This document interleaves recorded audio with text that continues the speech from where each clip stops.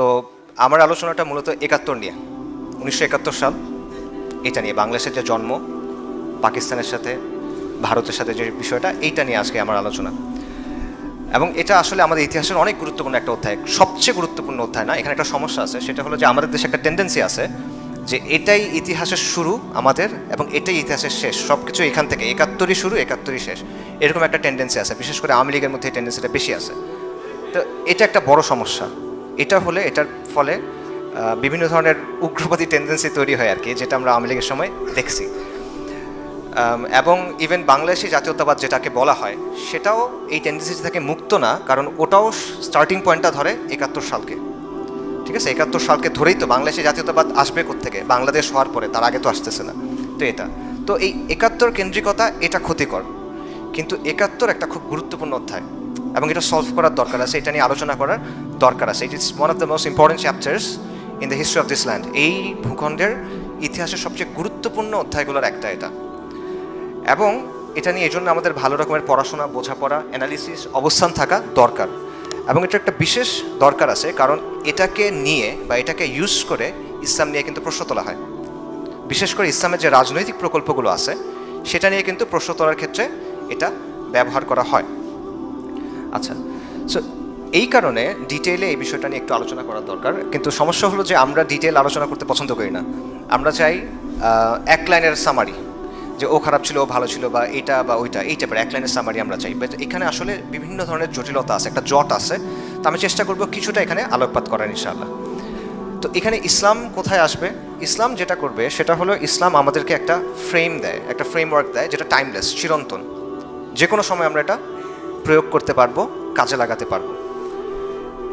এখন আমাদের কাজ হলো লোকাল রিয়ালিটি, আমাদের যে এই অঞ্চলের বা এই সময়ের, এই সমাজের যে বাস্তবতা, সেটা অনুযায়ী ইসলামের এই ফ্রেমওয়ার্কটাকে প্রয়োগ করা, এটা হলো আমাদের দায়িত্ব।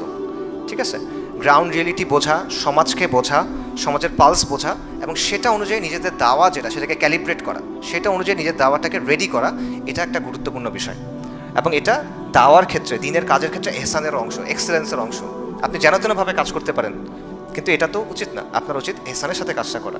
সো এই জন্য এই রিয়ালিটিটা বোঝা, সমাজ বাস্তবতা, গ্রাউন্ড রিয়ালিটি বোঝা এবং সেটা অনুযায়ী প্রেজেন্ট করাটা জরুরি। এবং আবারও এখানে ৭১-এর প্রয়োজনীয়তা চলে আসে। পাশাপাশি এখানে একটা ছোট্ট পয়েন্ট বলি, এটার মানে এটা না যে গ্রাউন্ড রিয়ালিটি বুঝতে হবে, প্রেক্ষাপট বুঝতে হবে, ওভাবে ইসলামকে প্রেজেন্ট করতে হবে, এটা সত্য। তার মানে এটা না যে ইসলামকে চেঞ্জ করতে পারবো আমি। এটা হলো প্যাকেজিং আর প্রেজেন্টেশনের বিষয়। মনে করেন পাঠাও রাইডার, ঠিক আছে, পাঠাও রাইডার, সে একটা পার্সেল নিয়ে যাচ্ছে। পার্সেলটা সে চেঞ্জ করতে পারবে না, পার্সেলটা সে খুলতে পারবে না, এখানে কোনো কিছু সে বদলাতে পারবে না। কিন্তু সে এটা কীভাবে ডেলিভারি করবে, প্রেজেন্টেশনটা, এখানে তার অপশন আছে। সে হইতে পারে যে বেল দিল, দরজা খুললো, এটা উড়ায় মারলো তার মুখের উপরে, এটা একটা অ্যাপ্রোচ হইতে পারে।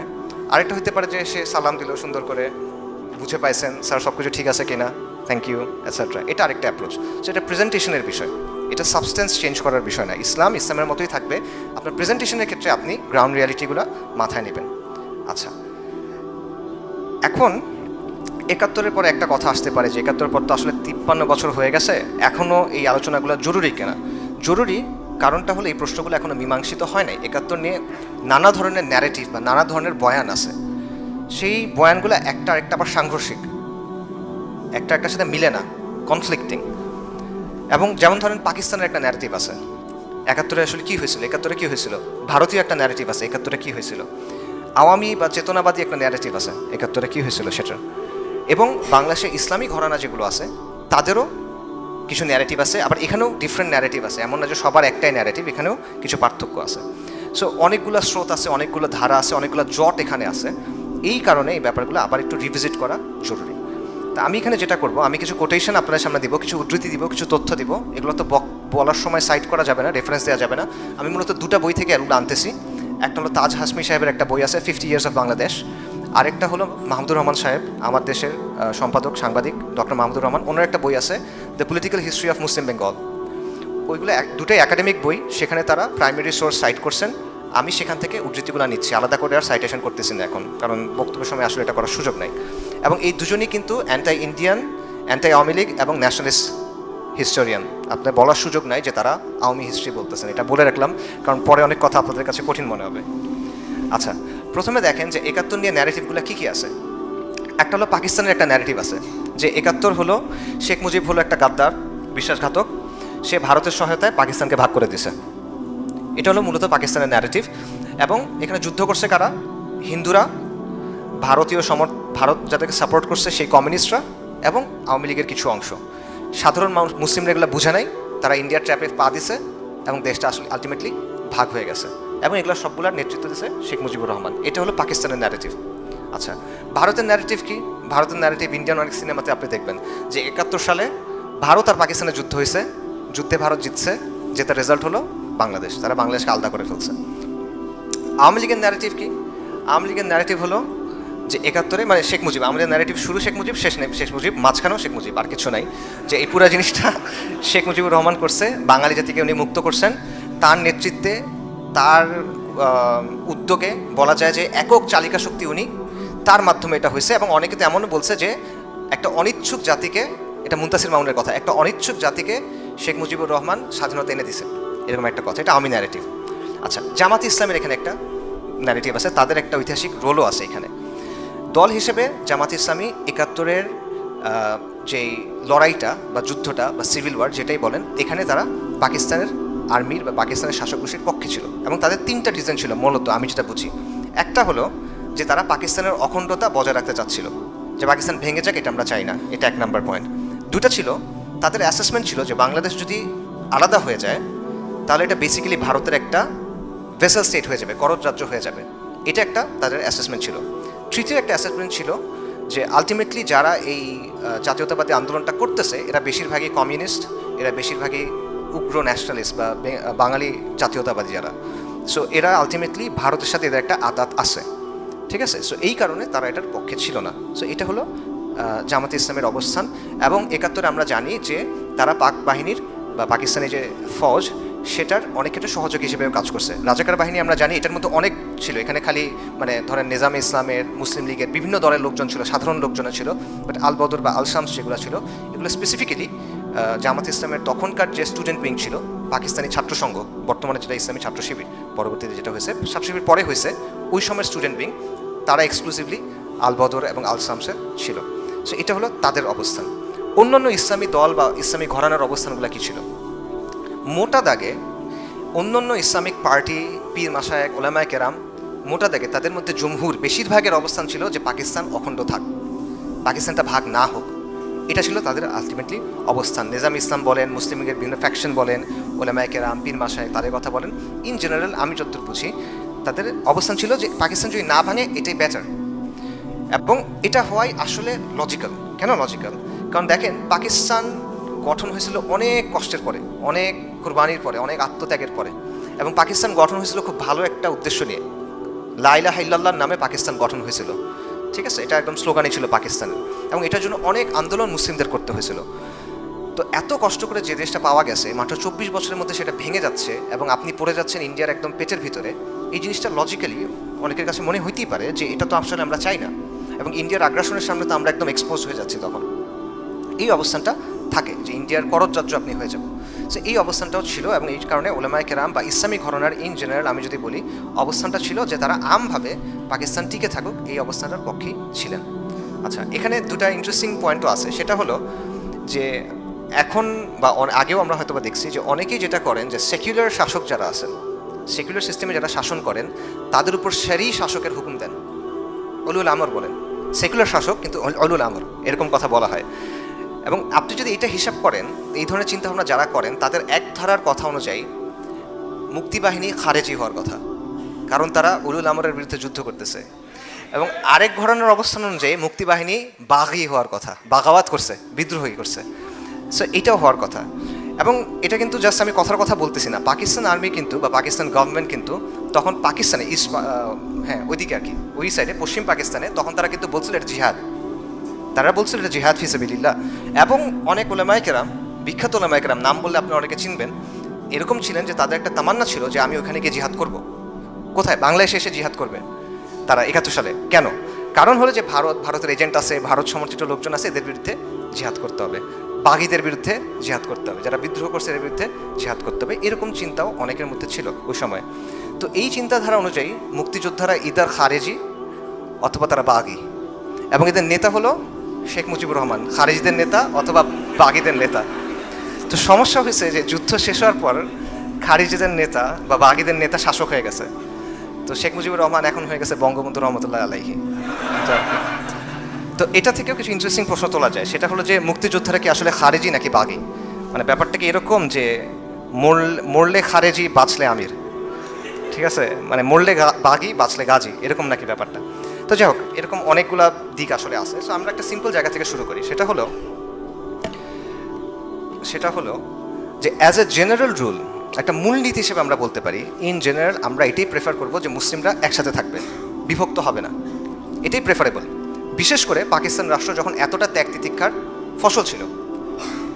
তো এটাই যদি অবস্থান হয় তাহলে পাকিস্তানটা আলটিমেটলি আলাদা যে হইল, দুটা যে ভাগ হইলো, এটাকে আসলে ভালো একটা কাজ হয়েছে কিনা, এটাও একটা কোয়েশ্চেন থাকতে পারে। এবং এটা আসলে ভালো যদি হয়, এটা কার উদ্যোগে আসলে হয়েছে? দেখেন, পাকিস্তান যখন তৈরি হয়েছে তখন এই অঞ্চলের মুসলিমরা খুব এনথুজিয়াস্টিকলি, খুব উৎসাহ ভরে, খুব আগ্রহ ভরে কিন্তু পাকিস্তানের অংশ হয়েছে সবার আগে। ইনফ্যাক্ট তারা বলছে যে হ্যাঁ, আমরা পাকিস্তানের অংশ হইতে চাই, এটা তারা বলছে। 1965 সালে যখন ভারত পাকিস্তান যুদ্ধ হয়েছে, এই অঞ্চলের মানুষ ব্যাপকভাবে এটা সমর্থন করছে, ব্যাপক দেশপ্রেম তাদের মধ্যে ছিল। পাকিস্তান আর্মির অংশ হিসেবে এখানকার মানুষ সেনাবাহিনীতে যুদ্ধ করছে, মারা গেছেন তারা। তাহলে যেটার জন্য তারা এত কিছু করলো, এত আগ্রহ করে যে দেশটা হইলো, 65 সালের কথা, এটা 6 বছরের মধ্যে কেমনি এটা আলাদা হয়ে গেল? এবং এটা কি কোনো আদর্শিক লড়াই তাহলে ছিল কিনা? এটা কি বাঙালি জাতীয়তাবাদের জন্য অথবা মুজিববাদের জন্য বা এরকম কোনো কারণে কি আসলে এটা আলাদা হয়ে গেল কিনা, নাকি পুরো জিনিসটা আসলে একটা ভারতের চক্রান্ত ছিল? তো শেখ মুজিবুর রহমান একটা এজেন্ট ছিল, সে মন্ত্রতন্ত্র করে সবাইকে এই করে করছে, ব্যাপারটা কি আসলে এরকম কিনা? তো এই ব্যাপারগুলো আমরা খুব সিম্পলভাবে চিন্তা করার চেষ্টা করি, বাট আমি মনে করি আসলে এত সিম্পলভাবে ব্যাপারগুলো আসলে ব্যাখ্যা করা যায় না। প্রথমত দেখেন যে আপনারা সবাই বই পড়ছেন, হিস্ট্রি পড়ছি, আমরা বইয়ের হিস্ট্রিটা পড়ছি, যেটা অবভিয়াসলি বায়াস একটা হিস্ট্রি, বাট এটা আমরা মোটামুটি সবাই জানি। সেটা হলো যে এখানকার মানুষের মধ্যে কিছু গ্রিভেন্সেস ছিল, মানে তাদের মধ্যে বঞ্চিত হওয়ার একটা অনুভূতি ছিল পূর্ব পাকিস্তানে। এখন এই অনুভূতিটা কি আসলে জাস্টিফাইড ছিল কিনা? এটা জাস্টিফাইড ছিল, বাস্তবতা ছিল যে এখানে কিছু বৈষম্য ছিল, অর্থনৈতিক, অবকাঠামোগত, সাংস্কৃতিক, রাজনৈতিক, নানা ধরনের বৈষম্য এখানে ছিল। যেহেতু আপনারা সবাই এগুলো পড়ে আসছেন, সেজন্য আমি এগুলো ডিটেল আলোচনায় যাব না, আমি সিম্পলি দু একটা বলে যাই। ফর এক্সাম্পল, পাকিস্তান যখন গঠন হলো এরপরেই কিন্তু 1949 সালে একটা দুর্ভিক্ষ হয় এইখানে, এবং দুর্ভিক্ষের সময় যেটা হয়, চালের দাম প্রায় 5 গুণ বেড়ে যায়, এবং গভর্নমেন্ট এখানে খুব একটা গুরুত্ব তখন দেয় নাই এই বিষয়টা সলভ করার দিকে। এটা কিন্তু তখনই মানুষের মধ্যে একটা বঞ্চনার অনুভূতি তৈরি করে। পাশাপাশি আপনারা জানেন যে সেলস ট্যাক্স সংক্রান্ত একটা ব্যাপার ছিল, যে এখানকার যে রাজস্ব হইতো ওটা তারা ওদের নিয়ন্ত্রণে নিয়ে নিছে, প্রদেশের নিয়ন্ত্রণে না রেখে কেন্দ্রের নিয়ন্ত্রণে নিয়ে নিছে, এরকম ব্যাপার ছিল। জিডিপির ক্ষেত্রে যে আইয়ুব খানের অধীনে 60 থেকে 70-এর মধ্যে 10 বছরে জিডিপি বাড়ছে 6.7% পুরো পাকিস্তানের, কিন্তু এখানের বাড়ছে 3.6%। সো এই ধরনের অনেক ডেটা আসলে আছে যে আসলে এখানে একটা বৈষম্য ছিল। এখন অন্য একটা ব্যাপারও ছিল যে যখন ব্রিটিশরা চলে গেছে, চলে যাওয়ার আগেই কিন্তু ওই অংশটা রিলেটিভলি বেশি উন্নত ছিল। ওই জায়গাটাতে শিক্ষিত মুসলিম যারা, একটু সম্ভ্রান্ত মুসলিম যারা, তারা ওই দিকে থাকতো। আবার এইদিকে যারা হিন্দুরা ছিল, এরা সবাই কিন্তু ভারতে চলে গেছে। তাদের যে ক্যাপিটাল ছিল, পুঁজি ছিল, ব্যবসা বাণিজ্য ছিল, সম্পদ ছিল, ওগুলো কিন্তু এখান থেকে বের হয়ে গেছে। সো অবকাঠামোগত কিছু ইস্যু আসলে ছিল। ব্যাপারটা এমন না যে পুরো জিনিসটাই একদম বৈষম্য, সবই কিছু এরকম না, এখানে কিছু হিস্টোরিক রিজনও আসলে ছিল। এরপর রাজনৈতিক বৈষম্যের ব্যাপার আছে, যেমন 65-এর ওয়ারের সময়, যুদ্ধের সময়, একটু আগেই বললাম, এই অংশটা পুরোপুরি ওপেন ছিল, খালি ছিল, ইন্ডিয়া চাইলেই দখল করে নিতে পারতো। ইন্ডিয়া করে নাই, কিন্তু এখানে যারা রাজনীতি সচেতন মানুষ, তাদের মধ্যে একটা অনুভূতি হয়েছে যে আমাদের ব্যাপারে তো আসলে কেয়ার করতেছে না, আমাদেরকে একদম অরক্ষিত রেখে দেওয়া হলো, এরকম একটা অনুভূতি তাদের মধ্যে কাজ করছে।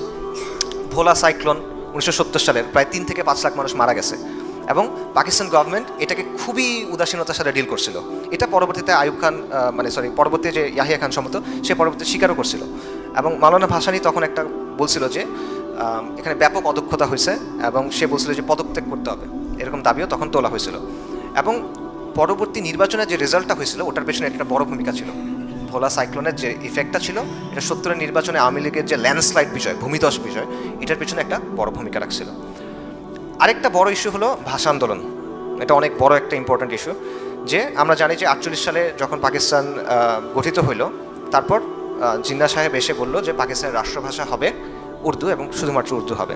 এবং এই জিনিসটা বাঙালি যারা ইন্টেলিজেন্সিয়া ছিল, ইন্টেলেকচুয়ালস ছিল, ছাত্ররা ছিল, বুদ্ধিজীবীরা ছিল, পলিটিশিয়ানরা ছিল, তারা ইতিবাচকভাবে নেয় নাই।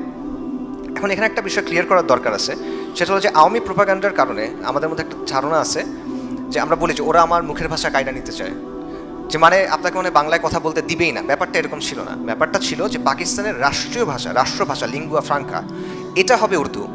প্রদেশগুলো নিজেদের মতো যে কোনো ভাষা ইউজ করতে পারবে। সো ব্যাপারটা এমন না যে মুখের ভাষা কেড়ে নিতে চায় বা এরকম কিছু না, কিন্তু এখানে আত্মসম্মান, আত্মমর্যাদা বা নিজের স্টেক, আমার একটা দাবি আছে, এটা মানা হচ্ছে না, এরকম কিছু ব্যাপার ছিল। যেমন ধরেন এই যে তর্কটা, উর্দু নিয়ে তর্কটা, এটা কিন্তু পাকিস্তান হওয়ার আগে থেকে শুরু হয়েছে। পাকিস্তান তৈরি হওয়ার আগে উত্তরপ্রদেশের একজন রাজনীতিবিদ ছিলেন চৌধুরী খালিকুজ্জামান। উনি বলছিলেন পাকিস্তান গঠন হওয়ার আগেই যে এই দেশটার ভাষা হওয়া উচিত উর্দু। এটা উনি কেন বললেন? কারণ তার কিছুই আগে ভারতের ক্ষেত্রে বলা হচ্ছিল যে ভারতের ভাষা হবে হিন্দি। তখন উনি বললেন যে এটার ভাষা হতে হবে উর্দু। এর মাস দুয়েক পরে আলিগড় ইউনিভার্সিটি যিনি vice principal doctor Ziauddin Ahmed, উনিও বললেন যে হ্যাঁ, এটা উর্দু হইতে হবে। তো তখনই কিন্তু পূর্ব পাকিস্তানের প্রতিবাদ হয়েছিল যে না, আমরা উর্দু এটা মানি না, আমরা চাই বাংলা হোক। তাদের যুক্তিটা কি? তাদের যুক্তিটা হলো যে পূর্ব পাকিস্তানের জনসংখ্যার মধ্যে, পুরা পাকিস্তানের জনসংখ্যার মধ্যে বাঙালিরা মেজরিটি, ঠিক আছে? যত জনসংখ্যার মধ্যে বাংলাদেশের মেজরিটি, এবং পাকিস্তান 5টা প্রদেশ আছে, মানে 5টা প্রদেশের 5টা ভাষা আছে, বাংলা, পাঞ্জাবি, সিন্ধি, বালুচ, পশতু। তো এটার মধ্যে মেজরিটি বাঙালি। উর্দু এদের কারোরই ভাষা না। উর্দু হলো মূলত উত্তরপ্রদেশ, লখনৌ, এই জায়গার একটা ভাষা, এবং দিল্লি সালতানাত এবং মুঘল আমলের সময় এটা প্রশাসনিক ভাষা হিসেবে ইউজ হতো, এবং এই বেল্টের লোকজন খুব পোয়েটিক, সুন্দর উর্দু বলে। তো এইটাকে আপনি সে কেন বসাবেন? এটা ছিল তাদের যুক্তি। আপনি আমাদেরটা নেন। এবং জিন্নাহ সাহেব উনি নিজে কিন্তু উর্দু বলতে পারতেন না তেমন একটা। ওনার ভাষা, উনি ইংরেজি ভালো বলতেন, অনেক ইংরেজি মানে মূলত বলতেন, আর গুজরাটি উনি বলতেন, ওনার ভাষা গুজরাটি ছিল। উর্দু উনি খুব যে বলতে পারতেন ব্যাপারটা এমন না। তো এইখানে তাদের একটা আপত্তি ছিল যে কেন আপনারা এটা করবেন, আমাদেরটা কেন করবেন না, যেখানে আমরা মেজরিটি। এবং ভাষা নিয়ে এই তর্কটা, এটা কিন্তু শুধুমাত্র কমিউনিস্টদের বা বাঙালি জাতীয়তাবাদীদের ইস্যু, ব্যাপারটা এমন না। আপনি দেখবেন যে অনেক ওয়েল মিনিং মানুষ, তাদের মধ্যেও এটা নিয়ে একটা আপত্তি ছিল। যেমন ডক্টর মোহাম্মদ শহীদুল্লাহ তৎকালীন দৈনিক আজাদিতে একটা আর্টিকেল লিখছেন। ওখানে উনি বলছেন যে পাকিস্তানের রাষ্ট্রভাষা হচ্ছে ইংরেজি, কারণ অলরেডি আমরা ইংরেজি ব্যবহার করতেছি, অলরেডি প্রশাসনিক কাজে ইংরেজি ব্যবহার হয় ব্রিটিশ রাজের সময় থেকে, আপনারা এটাকে রেখে দেন। যদি আপনি বলেন যে ইংরেজি বিদেশি ভাষা, এটা রাখবো না, তাহলে বাংলাকে করেন, কারণ বাংলা মেজরিটির ভাষা। যদি আপনি বলেন শুধু বাংলা রাখবো না, ঠিক আছে, তাহলে তার সাথে উর্দুকে রাখেন। এটা হলো ডক্টর মোহাম্মদ শহীদুল্লাহর অবস্থান। উনি কিন্তু কমিউনিস্ট বা এরকম কোনো কিছু না, ইন্ডিয়ার এজেন্ট বা এই টাইপের কিছু না। এরপরে উনি আরেকটা আর্টিকেল লিখছিলেন, সেখানে বললেন যে আলটিমেটলি পাকিস্তানের রাষ্ট্রভাষা হওয়া উচিত আরবি। যদি পাকিস্তান যে স্বপ্ন নিয়ে, যে প্রতিশ্রুতি নিয়ে তৈরি হয়েছে ইসলামের নামে, এটা যদি বাস্তবায়ন করতে হয়, রাষ্ট্রভাষা হতে হবে আরবি। এটা ছিল ওনার অবস্থান। একই ধরনের বক্তব্য আছে আবুল মনসুর আহমেদের, মাহফুজ আলম সাহেবের বাবা। উনি একসময় কংগ্রেস করছেন, তারপর কৃষক প্রজা পার্টি করছেন, তারপর মুসলিম লীগ করছেন, ঠিক আছে, দীর্ঘ সময় মুসলিম লীগের রাজনীতি করছেন। তো উনি বলছেন যে জিন্নাহ সাহেবকে আমি 25 বছর ধরে চিনি, এর মধ্যে 5 বছর তার বিরুদ্ধে রাজনীতি করছি কৃষক প্রজা পার্টিতে, পরের 20 বছর ওনার সাথে রাজনীতি করছি, কিন্তু ভাষার ব্যাপারে উনি যে অবস্থানটা নিছেন, এটা আমার কাছে দায়িত্বজ্ঞানহীন অবস্থান মনে হয়েছে। যে এত স্পর্শকাতর ইস্যুতে তার বক্তব্য দায়িত্বজ্ঞানহীন, এবং উনি নিজে উর্দু পারেন না, নিজে বাংলাও পারেন না, উনি কেন এত শক্তভাবে এটা করতেছেন? পাকিস্তানের জনসংখ্যার মেজরিটি তো বাংলাভাষী, এবং গণতন্ত্রের মাতৃভাষার গুরুত্ব কতটুকু এটা তো উনি বুঝেন। তাহলে কেন তিনি গণতান্ত্রিক মূল্যবোধ বিরোধী এরকম একটা বক্তব্য দিলেন? এটা আবুল মনসুর আহমেদ সাহেবের বক্তব্য। এখন দেখেন, এই জায়গাটাতে দুই দিক থেকে আপনি যুক্তি দিতে পারবেন। আমার কাছে পার্সোনালি যেটা মনে হয় যে আপনি বলতে পারবেন যে হ্যাঁ, একটা সিম্পল যুক্তি দেওয়া যায় যে মেজরিটি যেহেতু বাঙালি, তো বাংলা ভাষা থাকুক। আবার একটা কাউন্টার দেওয়া যায় যে তুমি বাংলা দিবা, তাহলে অন্য প্রদেশে যারা আছে তারা তো বলবে যে পাঞ্জাবি দাও, সিন্ধি দাও, সবাই তাদেরটা বলা শুরু করবে, খালি ওদেরটা কেন হবে? সো আমি এগুলো দিব না, আমি অন্য একটা ভাষা দিব, এবং সেটা হতে পারে যেটা মুঘলদের সময়ে প্রশাসনিক ভাষা ছিল, হুইচ ইজ উর্দু। এই কারণে আমি উর্দু দিলাম, এই যুক্তি দেওয়া যেতে পারে। আবার তখন এই দিকটা থেকে কাউন্টার দেওয়া যেতে পারে যে তুমি যদি আরেকটা ভাষায় দাও, তাহলে ইংলিশ দাও, কেন উর্দু দিবা? উর্দু তো আমার নতুন করে শিখতে হবে, লিখতে হবে, এই সেই নানা জিনিসপত্র আছে, তুমি ইংলিশ দাও, ইংলিশ তো অলরেডি প্রচলিত হয়ে আছে। এরকম নানা ধরনের যুক্তি আসলে দেওয়া যায়। আমার কাছে এটা জমি জমা তর্কের মতো মনে হয়। মানে এটা আপনি কন্টিনিউয়াস যুক্তি দিতে পারবেন, আমার লাগবে, এটা কেউ ছাড়ার কিছু নেই, এরকম একটা ব্যাপার হয়ে গেছে। কিন্তু মূল পয়েন্টটা যেটা আমার কাছে যেটা মনে হয়, সেটা হলো পাকিস্তানের তৎকালীন সরকার এই ইস্যুটা হ্যান্ডেল করছিল কীভাবে। তর্কটা ঠিক আছে, তর্কের জায়গায় আছে, সবার লজিক আছে, ওকে ফাইন, তারা তর্ক করে যাচ্ছে, বাট আপনি এটা হ্যান্ডেল করলেন কেমনে? পাকিস্তান হ্যান্ডেল কেমনে করছে এটা আমরা জানি। সেটা হলো 21শে ফেব্রুয়ারিতে মিছিল হয়েছে, বিক্ষোভ মিছিল হয়েছে রাষ্ট্রভাষা বাংলার দাবিতে, তারা সেখানে ফায়ার করছে এবং মানুষ মারা গেছে। তখন এটা বাস্তব, তো এটা আমরা জানি মানুষ মারা গেছে। এবং এই ঘটনার পর কী হয়েছে, এই ঘটনার কারণে যেটা ছিল ছোট একটা ইস্যু, যেটা হয়তো বা পলিটিক্যালি কনসিয়াস কিছু মানুষ এটা নিয়ে কথাবার্তা বলতেছিল, স্টুডেন্টরা, বুদ্ধিজীবীরা, এই টাইপের লোকজনরা, সেটা হয়ে গেল একটা জাতীয় ইস্যু। বদরুদ্দীন রহমান সাহেব তার বইতে বলতেছেন যে 21শে ফেব্রুয়ারির পর এটা একটা গণ আন্দোলনে পরিণত হয়ে গেল রাতারাতি। যে জিনিসটা ছোট ছিল, পাকিস্তান গভর্নমেন্টের ওভার রিয়াকশন, এটাকে একটা গণ আন্দোলনে পরিবর্তন করব, এবং এইটাকে পুঁজি করে বাঙালি জাতীয়তাবাদ কিন্তু অনেক পাওয়ারফুল হয়ে গেল তখন। মানে এটা ছিল লঞ্চিং প্যাড বাঙালি জাতীয়তাবাদের, এবং এটা একটা বড় এই হয়ে গেল। এবং সাধারণ মানুষের মধ্যে একটা অনুভূতি আসলো যে আমরা তো ভাষার কথা বলছিলাম, আমার উপর গুলি কেন চালাইলো এটার জন্য, রাইট? তাহলে মানে আমার কথার কোনো দাম নাই এখানে, বা আমাদের কোনো মূল্য মনে হয় এখানে নাই। সো এই টাইপের জিনিস ছিল। এবং মাহমুদুর রহমান সাহেব ওনার বইয়ে বলতেছেন যে আইয়ুব এর পরবর্তীতে, এটা তো মুসলিম লীগ গভর্নমেন্টের সময়, এর পরবর্তীতে আইয়ুব গভর্নমেন্টের সময়ও পাকিস্তানের সরকার যে ধরনের মানে পলিসিগুলো নিয়েছিল, মাহমুদুর রহমান বলছেন এগুলো হলো confusing, counter productive and outright stupid, মানে গাধামিপূর্ণ পলিসি ছিল। যেমন মোনেম খানের সময় কি হইলো, যে রবীন্দ্রনাথ ঠাকুরের গান ব্যান করার চেষ্টা করা হলো, এইটার ফলে যেটা হলো উল্টা রিয়াকশন হলো। আবার জুলাইয়ের সময় যেটা হলো, যে রাজাকারের নাতি বললো না, তখন সবাই বললো আমি রাজাকার, আমি রাজাকার, রাইট? ওই রকম একটা ব্যাপার ঘটলো, যে আগে রবীন্দ্রনাথকে নিয়ে খুব একটা মাথা ঘামাইতো না, সেও মনে করলো যে রবীন্দ্রনাথকে এখন আমার আঁকড়ায় ধরতে হবে, একটা উল্টা রিয়াকশন হইলো। আচ্ছা, এরপর আসেন আরেকটা গ্রিভেন্স ছিল, সেটা হলো অপমান, তাচ্ছিল্য এবং অবজ্ঞার একটা ব্যাপার। যে ওই সাইডের এলিটরা, বিশেষ করে পশ্চিম পাকিস্তানের যারা এলিট আছে, সাধারণ মানুষের কথা বলতেছি না, এলিটদের মধ্যে বাঙালিদের কালচার, বাঙালিদের পোশাক, বাংলাদেশের খাবার এবং বাংলাদেশের ইমান নিয়ে তুচ্ছ তাচ্ছিল্যের একটা ব্যাপার ছিল, এবং অনেক খারাপ ধারণা ছিল, এবং বাঙালিত্বের আভাস পাওয়া যায় এরকম সব কিছুকে হিন্দুয়ানি বলার একটা টেন্ডেন্সি তাদের মধ্যে ছিল। আমি কিছু উদাহরণ আপনাদেরকে দেই।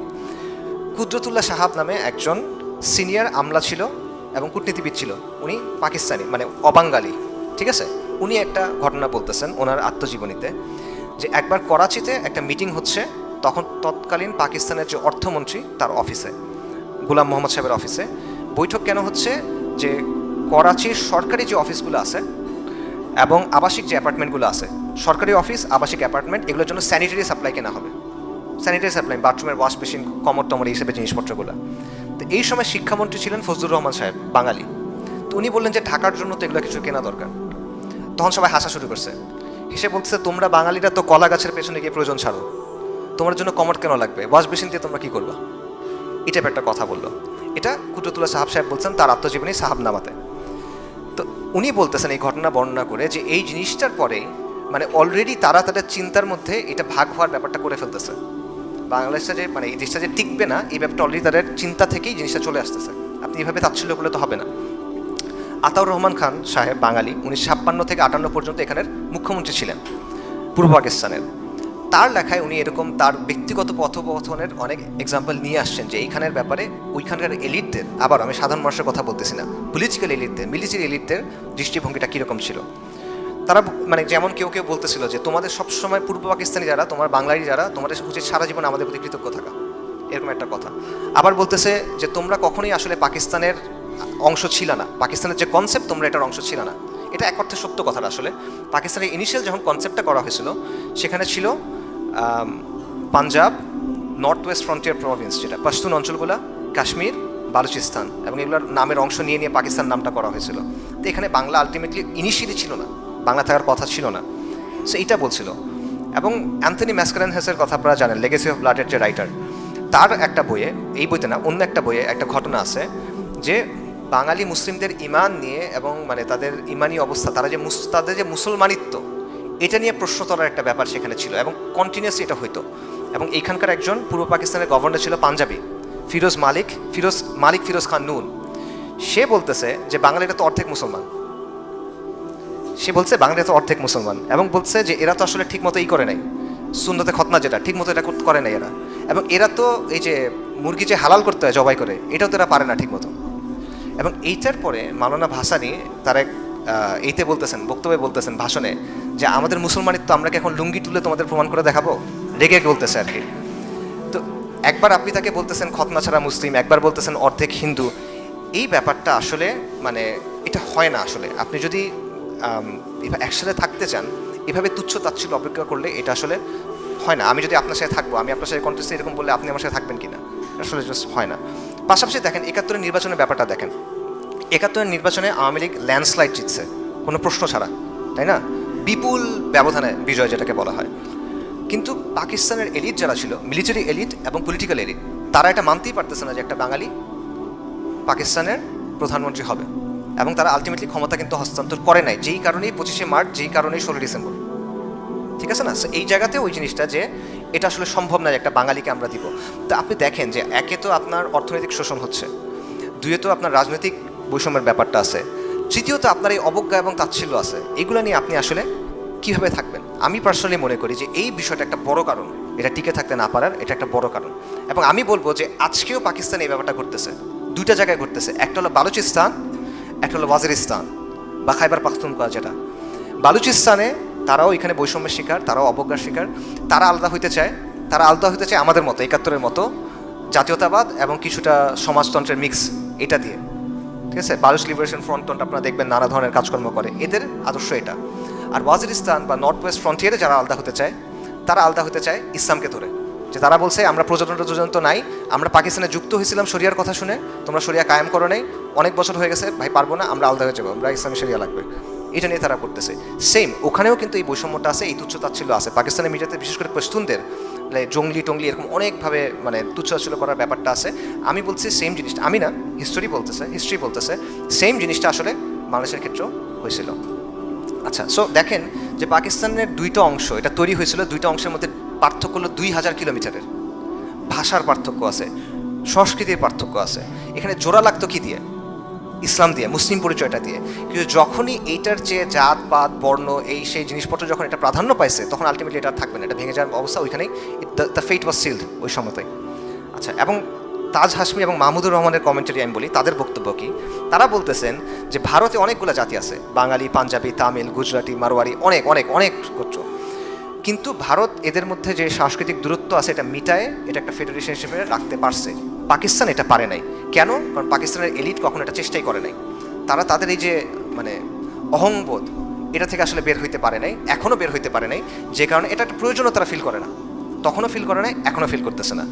এবং দুঃখজনক ঘটনা হলো যে ভারতের হিন্দুদের মধ্যে তাদের ধর্মে মানে ইলাহ অনেক, তাদের জাতপাতও অনেক, তাই না? তাদের তো কাস্ট কেস সিস্টেম আছে। এরপরও তারা একটা ঐক্য এবং সম্প্রীতি তৈরি করতে পারছে, যার কারণে এটা ভাঙে নাই। কিন্তু পাকিস্তান যেটা তৈরি হয়েছিল এক আল্লাহ, এক কিতাব, এক রসুল সাল্লাল্লাহু আলাইহি সাল্লামের উপরে, সেটা পারে নাই। এবং তারা বলতেছে যেটার কারণটা মূলত পাকিস্তানি এলিট এবং পলিটিক্যাল এলিট, মিলিটারি এলিট, এটা তাদের কথা। আচ্ছা, আরেকটা জায়গায় আমরা যদি যাই, সেটা হলো যে একটা চিন্তা আমাদের মধ্যে আছে যে এই যে আলাদা হয়ে গেল বাংলাদেশ, বা এই যে বাংলাদেশের জন্ম ঘটলো, এটার পিছনে মূল দায়টা হলো শেখ মুজিবুর রহমানের। মানে সেই মনে হয় বাংলাদেশকে আলাদা করতে হবে, পাকিস্তান ভেঙে ফেলতে হবে, এই চিন্তাটা মনে হয় উনিই নিয়ে আসছে। বাট এটা আসলে রিয়ালিটি না। তার আগেও এই চিন্তাটা ছিল, স্পষ্টভাবে ছিল, সামনে থেকেই ছিল। আমি আপনাদের কয়েকটা এক্সাম্পল দিই। 1949 সালে আওয়ামী মুসলিম লীগের নেতা আতাউর রহমান খান, তার কথা একটু আমি বলতেছিলাম, ওই সময় একটা কনভেনশন হয়েছিল, গ্র্যান্ড ন্যাশনাল কনভেনশন, ওইখানে ঢাকায় আয়োজিত হয়েছিল। ওই গ্র্যান্ড ন্যাশনাল কনভেনশনে উনি স্বায়ত্তশাসনের কথা বলতেছিলেন, যে ফেডারেশনের স্বায়ত্তশাসন লাগবে। এবং এই জায়গায় এক্সাম্পল হিসেবে আনছে নেদারল্যান্ড এবং বেলজিয়ামের কথা। নেদারল্যান্ড এবং বেলজিয়াম একসময় একসাথে ছিল, বেলজিয়াম স্বায়ত্তশাসন চাইছিল, নেদারল্যান্ড দেয় নাই, তখন এটা আলাদা হয়ে গেছে। তুমি এই এক্সাম্পল এনে বলতেছিল যে আমাদের স্বায়ত্তশাসন দরকার। তো ওই সময় প্রধানমন্ত্রী ছিল লিয়াকত আলী খান। উনি বলতেছিল যে তোমরা তো আসলে হিন্দু সংস্কৃতি, হিন্দু সভ্যতার প্রতিনিধিত্ব করো, এবং তোমরা আসলে আমাদের থেকে আলাদা হয়ে যেতে চাও। তো উনি এই করে বলতেছেন যে উনি এটার প্রতিবাদ করে বলছেন যে না, ব্যাপারটা এরকম না, তবে আপনি বাঙালিদেরকে চেনেন না, আমরা কখনোই বিহারের ফুল কন্ট্রোলে ছিলাম না, এবং আমরা স্বাধীন অবস্থা 1000 বছর ধরে টিকায় রাখছি। এখন আপনারা যদি আলাদা হইতে বাধ্য করেন, তাহলে আমরা আলাদা হয়ে যাবো, আমরা কারো দাসত্ব করবো না। অর্থাৎ এই চিন্তাটা প্রকাশ্যেই বলছে, গোপন কিছু না, এটা ওই সময়তেই ছিল। ইভেন যুক্তফ্রন্ট মন্ত্রিসভা যখন গঠন হয়েছে 1954 সালে, তখনও প্রভিন্সিয়াল অটোনমি অর্থাৎ প্রদেশের স্বায়ত্তশাসনের কথা তখনও ছিল। এবং ইস্ট পাকিস্তান কমিউনিস্ট পার্টি যেটা ছিল, এই কমিউনিস্ট পার্টির একটা রিপোর্ট তারা তৈরি করছিল 1959 সালে। সেখানে তারা বলছিল যে বাঙালি মধ্যবিত্ত এবং বুদ্ধিজীবী সম্প্রদায় যারা আছে, তাদের মধ্যে স্বাধীন দেশ, স্বাধিকার, এই বিষয়গুলো নিয়ে আলাপ আলোচনা হচ্ছে। এগুলো শেখ মুজিবুর রহমানের আগের কথা বলতেছি। মাওলানা ভাসানীর কথা, সবচেয়ে স্ট্রেইট কাট এই কথাটা বলছে মাওলানা ভাসানী ছিল আসামে মুসলিম লীগের সভাপতি, মুসলিম লীগ করছেন, পাকিস্তানের জন্য প্রচুর আন্দোলন সংগ্রাম করছে, কষ্ট করছে, কোরবানি করছে। আচ্ছা, 1955 সালে পল্টনে একটা জনসভা হয়েছিল, সেখানে উনি প্রথমে বাংলাদেশে আলাদা হয়ে যেতে পারে এই কথাটা বলল। এরপরে 57 সালে বিখ্যাত একটা সম্মেলন আছে, কাকমারি সম্মেলন বলে। ওই কাকমারি সম্মেলনে উনি বলছেন যে পশ্চিম পাকিস্তান যদি পূর্ব পাকিস্তানের শোষণ বন্ধ না করে, তাহলে অদূর ভবিষ্যতে এমন দিন আসিবে যখন পূর্ব পাকিস্তান হয়তো পশ্চিম পাকিস্তানকে বলবে আসসালামু আলাইকুম, মানে আসসালামু আলাইকুম মানে আমরা আলাদা হয়ে যাব। এইটা সে বলে দিয়েছে 1957 সালে, যে ওই সময় তার মধ্যে একটা চিন্তাভাবনা এরকম হয়তো বা ছিল। সিরাজ শিকদার, পূর্ব বাংলা সর্বহারা পার্টির প্রধান, রাইট। তো 1968 সালে তার একটা থিসিস ছিল, পূর্ব বাংলার শ্রমিক আন্দোলনের থিসিস। সেখানে সে বলছে যে এখানের প্রধান দ্বন্দ্ব হলো যে পূর্ব পাকিস্তান হলো পশ্চিম পাকিস্তানের একটা উপনিবেশ, এবং এটা থেকে মুক্ত হওয়ার জন্য গণতান্ত্রিক বিপ্লব প্রয়োজন। ঠিক আছে, এটা গণঅভ্যুত্থানের আগের কথা, 69-এর গণঅভ্যুত্থানের আগের কথা, এবং জাতীয় মুক্তি সংগ্রামের মাধ্যমে পাকিস্তানের উপনিবেশিক শাসন থেকে বের হয়ে যেতে হবে, এটা সিরাজ শিকদার তখন বলতেছে 68 সালে। 1963 বা 65 এই সময় ছাত্রলীগের একটা নেতা ছিল, ঢাকা অঞ্চলের সভাপতি আব্দুল আজিজ বাগমার। এই ব্যক্তি ওই সময় 3টা ইশতেহার বের করছিল, সেখানে সে স্বাধীনতার কথা বলছিল। এবং এই 3টা ইশতেহার কারা কারা লিখছে, একটা লিখছে ওই সময়কার অধ্যাপক মোফাজ্জল হায়দার চৌধুরী, আরেকটা লিখছে আহমদ শরীফ, আহমদ শরীফ সাহেব ঢাকা ইউনিভার্সিটির প্রফেসর ছিলেন, আরেকটা বাগমার নিজে লিখছে। এবং সে প্রথম প্রস্তাব করছিল যে এই বাংলাদেশ যখন স্বাধীন হবে, এটার জাতীয় সঙ্গীত হওয়া উচিত আমার সোনার বাংলা। সো অর্থাৎ আমি এটা কেন বলতেছি, এটার মানেটা হলো যে ব্যাপারটা এমন না যে মুজিব নিজে থেকে জিনিসটা বের করে নিয়ে আসছে। এই আন্ডারস্ট্যান্ডিংটা বা এই চিন্তার এই ধারাটা একটা ধারা এরকম ছিল। আচ্ছা, মুজিবের অবস্থানটা কি? আওয়ামী লীগের বক্তব্য মুজিব একাই সব করছে, একটু আগে বললাম। পাকিস্তানের বক্তব্য যে মুজিব একাই আলটিমেটলি সব করছে, বা সে ইন্ডিয়ার মানে মদদে এই সবগুলা করছে। এখানে কোনো সন্দেহ নাই যে মুজিব একটা জালিম এবং তাগুত ছিল, এটা কোনো সন্দেহ নাই, এখানে সন্দেহের কিছু নাই। এবং সে জগাকুচুরি মুজিববাদ নামে একটা জিনিসের মাধ্যমে শাসন করছে, 72 থেকে 75 পর্যন্ত আওয়ামী জাহিলিয়াত কায়েম করছে, ব্যাপক সন্ত্রাস নৈরাজ্য এগুলো করছে, এই জায়গাগুলো নিয়ে কোনো সন্দেহ নাই। কিন্তু একই সাথে এটাও সত্য কথা যে আপনি যদি 60-এর দশকের মাঝামাঝি থেকে 71 পর্যন্ত বা 72 পর্যন্ত সময়টা নেন, এই সময়টায় পূর্ব বাংলার বা পূর্ব পাকিস্তানের অবিসংবাদিত নেতা ছিল শেখ মুজিবুর রহমান। এটা বাস্তবতা, এই কথাটা অনেকের হজম করতে কঠিন হবে, এই জন্য আমি মাহমুদুর রহমান সাহেবের বই থেকে ডিরেক্ট কোটেশন বলতেছি। মাহমুদুর রহমান সাহেব তার বইতে বলতেছেন, Sheikh Mujibur Rahman was the undisputed leader of the people of east Pakistan. তার বইয়ের চ্যাপ্টার 4 নম্বর চ্যাপ্টারে পেজ 131-এ উনি বলছেন অবিসংবাদিত নেতা, আনডিসপিউটেড লিডার। এবং একই অধ্যায়ের শেষ দিকে উনি বলতেছেন, his position in 1970 was similar to that enjoyed by Jinnah in 1946. 1946 সালে জিন্নার অবস্থানটা কী ছিল? সে পুরা ভারতের মুসলিমের একদম অবিসংবাদিত নেতা জিন্না, কোনো প্রশ্ন ছাড়া। বলছে 70 সালে শেখ মুজিবের অবস্থান এটা ছিল। মাহমুদুর রহমান বলতেছে no fan of Awami League, no fan of Sheikh Mujib, কঠোর সমালোচক, বাট তিনি এই কথাটা বলতেছেন। এটা বাস্তবতা আসলে। এবং সো ব্যাপারটা এরকম আমি মনে করি না, আমার কাছে পড়ার পর যেটা মনে হচ্ছে, যে আমার কাছে অনেক ঘাটার পর যেটা মনে হলো, যে আপনি এককভাবে তাকে কেন্দ্রীয় অপরাধী বা কেন্দ্রীয় নায়ক যেটাই বলেন, নায়ক বা ভিলেন যেটাই বলেন, এটা আপনি তাকে আসলে বানানোটা লজিক্যাল না।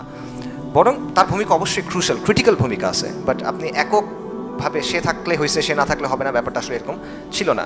বরং শেখ মুজিবুর রহমান একটা অপরচুনিস্টিক পলিটিক্যাল লিডার ছিল, সুযোগ সন্ধানী রাজনৈতিক নেতা ছিল। রাজনৈতিক নেতারা এরকমই হয়, ম্যাকাভিলিয়ান, ঠিক আছে? সে ওই নীতি অনুযায়ী কাজ করে। এটা কীরকম, আমি তার রাজনৈতিক জীবনের 2টা চ্যাপ্টার দেখেন। ভারতীয় একজন কথা সাহিত্যিক আছে বাঙালি, মনোজ বসু, উনি বলতেছেন যে 1956 সালে একটা শান্তি সম্মেলন হয়েছিল চীনে, ওখানে উনি গেছিলেন ভারতের পক্ষ থেকে, শেখ মুজিবুর রহমান গেছিল পাকিস্তান বা পূর্ব পাকিস্তানের পক্ষ থেকে। ওইখানে শেখ মুজিব তাকে বলতেছেন যে দেখেন আমরা কিন্তু বাংলাদেশকে আলাদা করে ফেলবো, পূর্ব পাকিস্তানকে আলাদা করে ফেলবো। এবং 72 সালে তারা একবার দেখা হয়েছে, তখন মুজিব বলতেছেন যে আপনার মনে আছে আমি আপনাকে বলছিলাম আমরা আলাদা করে ফেলবো, এটা সে বলতেছে। আচ্ছা, আওয়ামী লীগের নেতা শাহ মোয়াজ্জেব হোসেন, উনি বলতেছেন যে 1962-র দিকে শেখ মুজিবুর রহমান একটা লিফলেট ছাপাইছিল নিজ উদ্যোগে, এটার নাম ছিল পূর্ববঙ্গ মুক্তি ফ্রন্ট। এবং সেই লিফলেটে এই স্বাধীনতার কথা ছিল, আলাদা হয়ে যাওয়ার কথা ছিল। এবং মোয়াজ্জেম হোসেনের বক্তব্য হলো শেখ মুজিব নিজে সাইকেল চালায় প্রেসে গিয়ে এটা ওইখান থেকে ছাপাই আনছে। আওয়ামী লীগ নেতার বক্তব্য মানবেন কি মানবেন না আপনাদের কথা, বাট এটা তার বক্তব্য। আচ্ছা, আগরতলা ষড়যন্ত্র মামলা যেটা, এটা দেখেন যে ঢাকায় তৎকালীন ভারতীয় হাই কমিশনের পলিটিক্যাল অফিসার শশাঙ্ক শেখর ব্যানার্জি, উনি বলতেছেন যে একদিন মানিক মিয়া সাহেব আমাকে ডাকলো ইত্তেফাক অফিসে, ওই যে তোফাজুল হোসেন মানিক মিয়া এভিনিউ আছে না, তার নামে। ওখানে গিয়ে দেখেন মুজিবুর রহমান বসা, তো তার সাথে অনেকক্ষণ কথাবার্তা বললো, 2 ঘন্টা কথাবার্তা বললো। তারপর বললো যে আপনার সাথে একটু স্পেশাল কথা আছে, আমরা একটা মেসেজ দিতে চাই নেহরু সাহেবকে। নেহরু তখন ইন্ডিয়ার প্রাইম মিনিস্টার। যে আমরা নেহরু সাহেবকে একটা মেসেজ দিতে চাই। মেসেজটা কি? যে আমরা মুক্তি সংগ্রাম করব এবং আমরা এটাকে এখান থেকে আলাদা করে ফেলবো। ঠিক আছে, এটা তার বইতে আছে। বইটার নাম হলো India Mujibur Rahman, Bangladesh liberation and Pakistan. এই বইটাতে এটা আছে যে শেখ মুজিবুর রহমান চাচ্ছে পূর্ব পাকিস্তানকে আলাদা করে ফেলতে। এই জন্য তারা নেহরুর মাধ্যমে ভারতের নৈতিক, রাজনৈতিক, সামরিক সমর্থন চায়, কূটনৈতিক সমর্থন চায়। আচ্ছা, এরপরে হলো আগরতলা ষড়যন্ত্র, যেটা বলা হয় যে 1963 সালের জানুয়ারির শেষ দিকে শেখ মুজিবুর রহমান, ওই যে রেসপন্স আসতেছিল না, সে তো নোট পাঠাইলো, ওই দিক থেকে রেসপন্স আসতেছে না, তখন নিজেই সে আগরতলা চলে গেল, ত্রিপুরার আগরতলায়। এবং সেখানে তাদের যে মুখ্যমন্ত্রী শচীন্দ্রলাল সিং, তার সাথে দেখা করলো এবং একই কথা বললো যে বেসিক্যালি আলাদা করে ফেলবো, সাপোর্ট দেন। তো ওই শচীন সিংহ নেহরুর সাথে দেখা করতে গেল, কিন্তু নেহরু তখন এটার চাচ্ছিল না, কারণ চীনের সাথে গ্যাঞ্জাম চলতেছিল ভারতের তখন। তো সে বলছে যে না, এখন এই জিনিসটা আসলে করা যাবে না, এটা আমরা করতে চাচ্ছি না। এবং এটাও শচীন সিংহের এই বক্তব্য আছে একটা বইয়ে, ফয়েজ আহমেদ নামে একজন লেখকের। বইটার নাম হলো আগরতলা মামলা, শেখ মুজিব ও বাংলার বিদ্রোহ। এই বইতে এটা আছে। তো এই জায়গা থেকে আপনি দেখবেন যে অ্যাটলিস্ট 1963 পর্যন্ত ক্লিয়ারলি শেখ মুজিবুর রহমানের মধ্যে এই যে পূর্ব পাকিস্তানকে বিভক্ত করার বা আলাদা করার একটা চিন্তা ছিল, কিন্তু নেহরু তাকে তখন সাপোর্ট দেয় নাই, তাই সে আগাতে পারেনি। ঠিক আছে, এটা একটা দিক, কিন্তু এটা একটা অন্য একটা দিক আছে। সেটা কি? দেখেন যে আওয়ামী লীগের পক্ষ থেকে 6 দফা দাবি উত্থাপন করা হলো। আমরা জানি 6 দফাটা লিখছিল আসলে 2 জন আমলা, একজনের নাম হলো রুহুল কুদ্দুস, একজনের নাম হলো আহমেদ ফজলুর রহমান। এরা সবাই মানে সিনিয়র সচিব টাইপের ছিল। এবং এটা মূলত ছিল একটা মানে রাজনৈতিক বক্তব্য হিসেবে, চাপ দেওয়ার একটা হাতিয়ার হিসেবে। রাজনৈতিক আলাপ আলোচনাতে অনেক বক্তব্য থাকে, দফা দফা প্রেজেন্ট করা হয় প্রেশারের জন্য, নেগোসিয়েশনের জন্য, এরকমভাবে। বাকি এটা আওয়ামী লীগ খুব ভালোভাবে ক্যাপচার করে এবং ইউজ করে, এবং শেখ মুজিব এটাকে তার মূল রাজনৈতিক মানে ইশতেহার টাইপের বানায় ফেলে 6 দফা। কিন্তু 6 দফার মধ্যে কিন্তু দেশ স্বাধীন করার কোনো কথা নাই। এবং 69-এর এর কিছুদিন পরে যেটা হলো, শেখ মুজিবুর রহমানকে জেলে নিয়ে গেল আগরতলা ষড়যন্ত্র মামলার জন্য, যেটা আসলে এই ষড়যন্ত্র ছিল, বাস্তবিক ছিল। আওয়ামী লীগের একজন সংসদের দ্বারা স্বীকারও করছিল এই হাসিনার সময় যে আগরতলা ষড়যন্ত্র সত্যি ছিল, আসলেই ছিল, ষড়যন্ত্র করছি আমরা, গর্ব করে বলছিল। তো ওইটার জন্য তাকে তখন জেলে নিয়ে যাওয়া হয়। 69-এ গণঅভ্যুত্থান হইলো, তখন তাকে মুক্তি দেওয়া হলো। এরপরে কিন্তু আপনি তার কাছ থেকে স্বাধীনতার কোনো কথা পাবেন না, একেবারে পাবেন না। 72 পর্যন্ত তার মুখে স্বাধীনতার কোনো কথাই নাই। বরং ব্যারিস্টার মওদুদ আহমেদ, উনি শেখ মুজিবের সহকারী ছিলেন ওই সময়, উনি বলতেছেন যে শেখ মুজিব জেল থেকে মুক্ত হওয়ার পরে ইয়াহিয়া সাহেবের সাথে দেখা করতে গেল, ইয়াহিয়া খানের সাথে, এবং সেখানে আশ্বস্ত করলো যে 6 দফা দিয়ে পাকিস্তান ভাঙবে না, এটাতে পাকিস্তান সুসংহত হবে, এটাতে পাকিস্তান আরও স্ট্রং হবে, ঐক্য হবে, শান্তি বজায় থাকবে, এটা আমি আলাদা করতে চাচ্ছি না। 70-এর নির্বাচন দেখেন, আওয়ামী লীগ তো নির্বাচন করলো, কোনো জায়গায় তারা এখানে স্বাধীনতার কথা বলে নাই, কোনো জায়গাতে স্বাধীনতা কোনো বলা হয় নাই। এবং এই নির্বাচনে আওয়ামী লীগ জিতলো, জিতার পরে বাই ডিফল্ট পাকিস্তানের প্রধানমন্ত্রী হওয়ার কথা শেখ মুজিবুর রহমানের।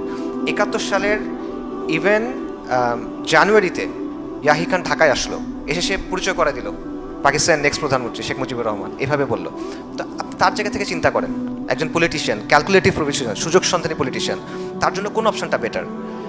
যদি এভাবে চায় আমি পাকিস্তানের প্রধানমন্ত্রী হব, অন্য অপশনটা হলো একটা অনিশ্চিত সিভিল ওয়ার, তাই না? কোন অপশনটা সে চুজ করবে? সাধারণ মানুষ, লজিক্যাল মানুষ, সে বলবে যে আমি প্রধানমন্ত্রী হতে চাই। এবং এটাই শেখ মুজিবুর রহমানের পরবর্তী সব আচরণ থেকে আপনি এটা প্রমাণ পাবেন। এবং তাজ হাশমি সাহেব তার বইতে মার্কিন স্টেট ডিপার্টমেন্টের কয়েকটা ডকুমেন্টের কথা আনছেন। সেখানে মার্কিন দূতাবাসের কনসাল জেনারেল আর্চার কেন ব্লাড, উনি বলতেছেন যে জানুয়ারি মাসে, 1971 জানুয়ারি মাসে আওয়ামী লীগ নেতৃত্ব এবং ইয়াহিয়া খানের মধ্যে তলে তলে একটা সমঝোতা হয়ে গেছে। কি সমঝোতা? শেখ মুজিবুর রহমান প্রধানমন্ত্রী হবে, ইয়াহিয়া খান প্রেসিডেন্ট হিসেবে থেকে যাবে। এটা মার্কিন ডকুমেন্টের মধ্যে আছে, তাজ হাশমি সাহেব তার বইতে আনছে। 71 জানুয়ারি থেকে দেখেন, জানুয়ারি থেকে মার্চ পর্যন্ত অবস্থানটা দেখেন। মুজিব নির্বাচনে জিতছে, বোঝাপড়া হয়ে গেছে, এখন ক্ষমতা হস্তান্তর করা হবে, এটি তো দ্যাটস ইট, আর কোনো সমস্যা নাই। সমস্যাটা হইল কোথায়? সমস্যাটা করলো কে? সমস্যাটা করলো ভুট্টো সাহেব এবং পাকিস্তানি আর্মি, বেসিক্যালি, যে তারা একজন বাঙালির কাছে পাওয়ারটা হস্তান্তর করতে চায় না, যে এটা সম্ভব না, এটা কল্পনা করতে পারছে, এটা মানতে পারছে না যে একটা বাঙালি, ওই যে যারা কলা বাগানের পেছনে গিয়ে প্রয়োজন সারে, যারা মুরগি হালাল করতে পারে না, যারা অর্ধেক খতনা করা বা খতনা না করা, যারা অর্ধেক হিন্দু, তাদেরকে আমরা কীভাবে পাকিস্তানের করি? এটা তো সম্ভব না। তো এরপর কি হলো, তারা প্রেশারাইজ করলো এবং ইয়াহিয়া খান 28 ফেব্রুয়ারি বললো যে না, একটা ন্যাশনাল অ্যাসেম্বলি মিটিং হওয়ার কথা, এটা বন্ধ করবো আমরা। 28 ফেব্রুয়ারি 1 তারিখ ভাষণ দিল, এরপরে ছাত্ররা হিউজ প্রেশার দেওয়া শুরু করলো, মানে ঢাকার ছাত্র নেতারা, ছাত্র আন্দোলন শেখ মুজিবুর রহমানকেও ব্যাপক প্রেশার দিচ্ছে যে আপনি স্বাধীনতার ঘোষণা দেন। মানে তখন কিন্তু আপনি যদি হিস্ট্রি বই পড়েন, অলরেডি পতাকা উঠাই ফেলছে, কাগজের বন্দুক টন্দুক নিয়ে মার্চ করতেছে, মেয়েরা ছেলেরা মার্চ করতেছে, গান টান বাজাইতেছে, একদম বীর বাঙালি অস্ত্র ধরো বাংলাদেশ স্বাধীন করে, এগুলো কিন্তু তখন স্লোগান চলতেছে। এবং মুজিবুর রহমানকে প্রেশার দিচ্ছে আপনি স্বাধীনতার ঘোষণা দেন। মুজিবুর রহমান স্বাধীনতার ঘোষণা দিচ্ছে না, সে 4টা শর্ত দিছে যে মার্শাল ল উঠায় নেন, সেনাবাহিনী ব্যারাকে ফিরে যাক, ক্ষমতা হস্তান্তর করেন, আর যেই ক্ষতি হয়েছে ক্ষতিগুলার তদন্ত করেন, এরকম কথা। এটা কিন্তু বলে নাই। 7ই মার্চের ভাষণ, এখানে ইউনিল্যাটারাল ডিক্লারেশন অফ ইন্ডিপেন্ডেন্স নাই, স্বাধীনতার কোনো ঘোষণা নাই এখানে। এই ভাষণ শেখ মুজিবুর রহমান শেষ করছে জয় বাংলা জয় পাকিস্তান বলে। এটার চাক্ষুষ অনেক অনেক অনেক সাক্ষী আছে। অলিয়া হাদ সাহেব আছেন, একে খন্দকার সাহেব আছেন, ডক্টর জাফরুল্লাহ চৌধুরী আছেন, সাংবাদিক নির্মল সেন আছেন, কবি শামসুর রহমান আছেন। এরা সবাই বলছে যে শেখ মুজিবুর রহমান সেখানে জয় পাকিস্তান বলে শেষ করছে। অথচ ওই দিন এটা শেখ হাসিনাও কনফার্ম করছে যে ওই দিন ছাত্রনেতারা, একদম গরম ছাত্রনেতা যারা, সিরাজুল আলম খানরা, তারা চিরকুটের মধ্যে লিখে দিছে যে আপনি স্বাধীনতার ঘোষণা দিবেন। এবং ওই চিরকুট শেখ মুজিবকে দিছে যে আপনি এটা কিন্তু বলতে হবে, উনি এটা বলে নাই। ঠিক আছে। এবং হাসিনা নিজেও বলে যে হ্যাঁ আমার বাবাকে চিরকুট দেওয়া হয়েছিল, সেটা উনি বলে নাই। আবার হাসিনা এটাও বলে যে আমার বাবা স্বাধীনতার ঘোষণা করছে। স্বজন হারানোর বেদনায় মাথাটা তার ঠিক নাই আর কি, ওই জন্য এসব বলে। আচ্ছা, সো আলটিমেটলি দেখেন যে এরকম অনেকগুলো প্রমাণ আছে, আরও অনেক প্রমাণ আছে। শেখ মুজিবুর রহমান এইখানকার আমেরিকান এমবাসির সাথে যোগাযোগ করছে যে আপনারা ইয়াহিয়াকে বলেন পাওয়ার হস্তান্তর করতে, আমার দলের র্যাডিক্যালরা আমাকে অনেক বেশি চাপ দিচ্ছে স্বাধীনতার ঘোষণা দিতে। এবং সবচেয়ে বড় যেটা প্রমাণ, 7ই মার্চ যদি স্বাধীনতার ঘোষণা হয়, 24শে মার্চ পর্যন্ত তারা করলোটা কি? মিটিং করছে, প্রথমে ইয়াহিয়া খানের সাথে, তারপর ভুট্টো সাহেবের সাথে, মানে 3 জন মিলে। এবং মিটিংয়ের পরে শেখ মুজিব বের হয়ে এসে বলতেছে যে হ্যাঁ হ্যাঁ অগ্রগতি হচ্ছে, আমাদের আলোচনায় অগ্রগতি হচ্ছে। স্বাধীনতা ঘোষণা হয়ে গেলে কিসের অগ্রগতি? এখন মিটিংটাও আবার কিসের? রাইট, তো হয় না, এটা ডাজন্ট কম্পিউট। এরপর কি হলো? এরপর হলো 25শে মার্চের ক্র্যাকডাউন। 25শে মার্চের রাত্রে ক্র্যাকডাউন হলো, শত শত মানুষ মারা গেল। নাপাক আর্মি, যাদের কাজ হলো মুসলিম মারা, তাদের একমাত্র ক্রেডিট এখন পর্যন্ত এটাই। বাংলায়, বালুচিস্তানে, ওয়াজিরিস্তানে, এই জায়গাগুলোতে মুসলিম মারাটা তাদের আসলে মানে একমাত্র ক্রেডেন্সিয়াল আর কি। অনেক মানুষ মারা গেল। আপনারা ডেড রেকনিং পড়েন, শর্মিলা বসুর বই, আবারও এটা আওয়ামী ন্যারেটিভ না, সেখানেও কিন্তু সংখ্যা দেওয়া আছে যে খালি 25শে মার্চে বলা হচ্ছে পাকিস্তানিদের কনভারসেশন, আর্মির কনভারসেশন নিয়ে আসছে যে অ্যাটলিস্ট এই এর ভিতরে ঢাকা ইউনিভার্সিটি এবং পুরান ঢাকা এই অঞ্চলে অ্যাটলিস্ট 300 মানুষ মারা গেছে। ঠিক আছে, এখন মানুষের সংখ্যাটা 300 মানুষ কম নাকি বেশি, আপনি এটা আসলে কী বলবেন? তো এই জিনিসপত্র হলো। এরপরেও তাজউদ্দিন সাহেব শেখ মুজিবের কাছে গেছে টেপ রেকর্ডার নিয়ে, আপনি স্বাধীনতার ঘোষণা দেন, আমরা এটা প্রচার করব, আপনি আমাদের সাথে আসেন, আমরা আপনাকে সেফ হাউসে নিয়ে যাব। শেখ মুজিব কী বললো? 27 তারিখ হরতাল ডাকছি, বাসায় গিয়ে আরাম করে ঘুমাও, ব্যাপক হরতাল হবে 27 তারিখ। স্বাধীনতার ঘোষণা কোথায়? আচ্ছা, এবং তাজউদ্দিন সাহেব বলতেছেন যে 72 সালের 10 জানুয়ারি যখন শেখ মুজিবুর রহমান দেশে ফেরত আসছে, তখন তাজউদ্দিনকে বলতেছে, তাজউদ্দিন তোমরা তো পাকিস্তান ভেঙেই ফেললা। এটা সে বলতেছে, তাকে বলতেছে তোমরা তো পাকিস্তান ভেঙেই ফেললা। এরকম অনেক এই আছে যে মেজর জেনারেল খাদেম হোসেন রাজা, উনি এইখানে পোস্টেড ছিল ঢাকাতে, তার কাছে মার্চে 2বার শেখ মুজিবুর রহমান যোগাযোগ করছে মানুষের মাধ্যমে যে আমাকে শেল্টার দাও, কারণ আমার দলের র্যাডিক্যালরা এটা বলতেছে ওইটা বলছে, তারা এগুলা করবে। 2বার সে করছে। এবং সবচেয়ে বড় যেটা এক্সাম্পল, যে মুজিব কিন্তু পাকিস্তানেতে তাকে নিয়ে গেছে বন্দি জেলে, সে ঘটনার প্রভাব কিছু জানে না। 71 সালের 20শে ডিসেম্বর জুলফিকার আলী ভুট্টো গেছে তার সাথে দেখা করতে। ভুট্টো গিয়ে বলতেছে এই ঘটনা ঘটছে, এটা তো আলাদা হয়ে গেছে, এখন আমি পাকিস্তানের প্রেসিডেন্ট এবং আমি চিফ মার্শাল ল অ্যাডমিনিস্ট্রেটর। তো এটা কী হলো? আমি মেজরিটির নেতা, আমি নির্বাচনে দেখছি, আমি এটা হব, তুমি আমাকে রেডিও স্টেশনে নিয়ে যাও, টিভি স্টেশনে নিয়ে যাও, আমি বলতেছি এটা আবার ঠিক হয়ে যাবে, এরকম কথাটা সে বলা শুরু করছে। আচ্ছা, সো আলটিমেটলি আপনি দেখেন যে মুজিবুর রহমান লাইফের 3টা ফেজ আছে, আসলে 4টা ফেজ আছে আসলে, আমরা 3টার কথা বলি। একটা হলো প্রথমে সে পাকিস্তানের জন্য আন্দোলন করছে মুসলিম লীগের হিসেবে, তারপরে সে আমরা দেখি যে 56 বা 63 বা এই সময় পর্যন্ত সে যাচ্ছে যে বিচ্ছিন্ন বা মানে আলাদা করে ফেলবে ইন্ডিয়ার সাহায্য নিয়ে, লিফলেট বিলি করছে, আগরতলা ষড়যন্ত্র মামলা ইত্যাদি ইত্যাদি হয়েছে। কিন্তু যখন নেহরু অসম্মতি জানাইছে, তারপর যেটা হয়েছে যে তার চিন্তা পাল্টাইছে এবং সে নিয়মতান্ত্রিক রাজনীতির দিকে গেছে।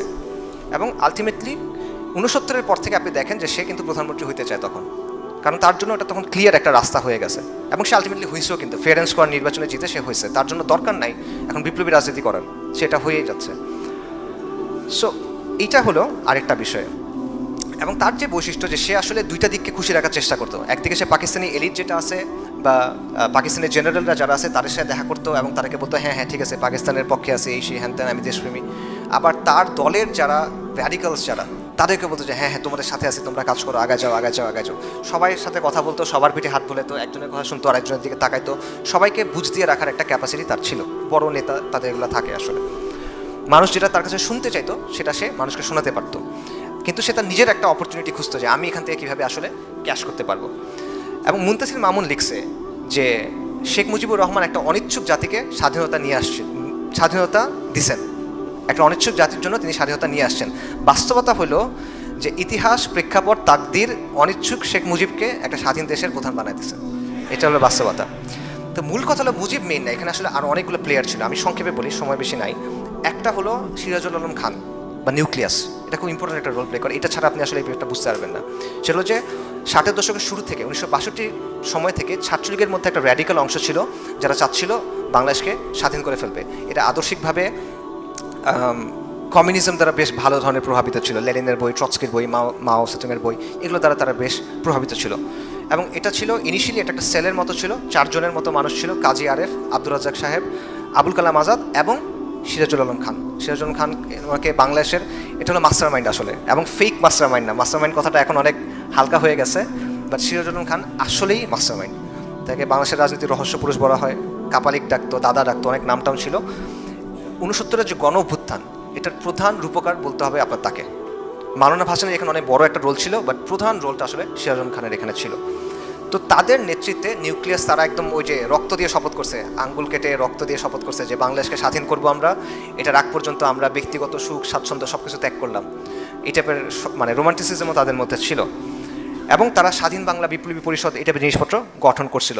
এবং 66 থেকে 69 পর্যন্ত যেই সময়টায় মুজিবুর রহমান জেলে, ওই সময়টায় রাজনীতির মধ্যে এরা অত্যন্ত পাওয়ারফুল হয়ে গেল। এই ছাত্রনেতারা তারা অত্যন্ত পাওয়ারফুল হয়ে গেল। এবং আলটিমেটলি 69-এর গণঅভ্যুত্থানে একদিকে মাওলানা ভাসানী আর একদিকে ছাত্রনেতারা, এরাই কিন্তু এই আন্দোলনটা উঠালো। 70 সালে তারা একটা প্রচারপত্র বিলি করলো যে 6 দফা যদি কার্যকর না হয়, এটা যদি মেনে নেওয়া না হয়, তাহলে বাঙালিকে মুক্তি সংগ্রাম করতে হবে, মুক্তি সংগ্রাম করে আলাদা করে ফেলতে হবে। এবং পতাকা প্রথম উঠানো, জয় বাংলা স্লোগান, এবং আলটিমেটলি আমার সোনার বাংলাকে জাতীয় সঙ্গীত হিসেবে নিয়ে আসা, পাকিস্তান, এই সবগুলা পতাকার ডিজাইনও, এই সবগুলো আলটিমেটলি নিউক্লিয়াসের উদ্যোগে করা।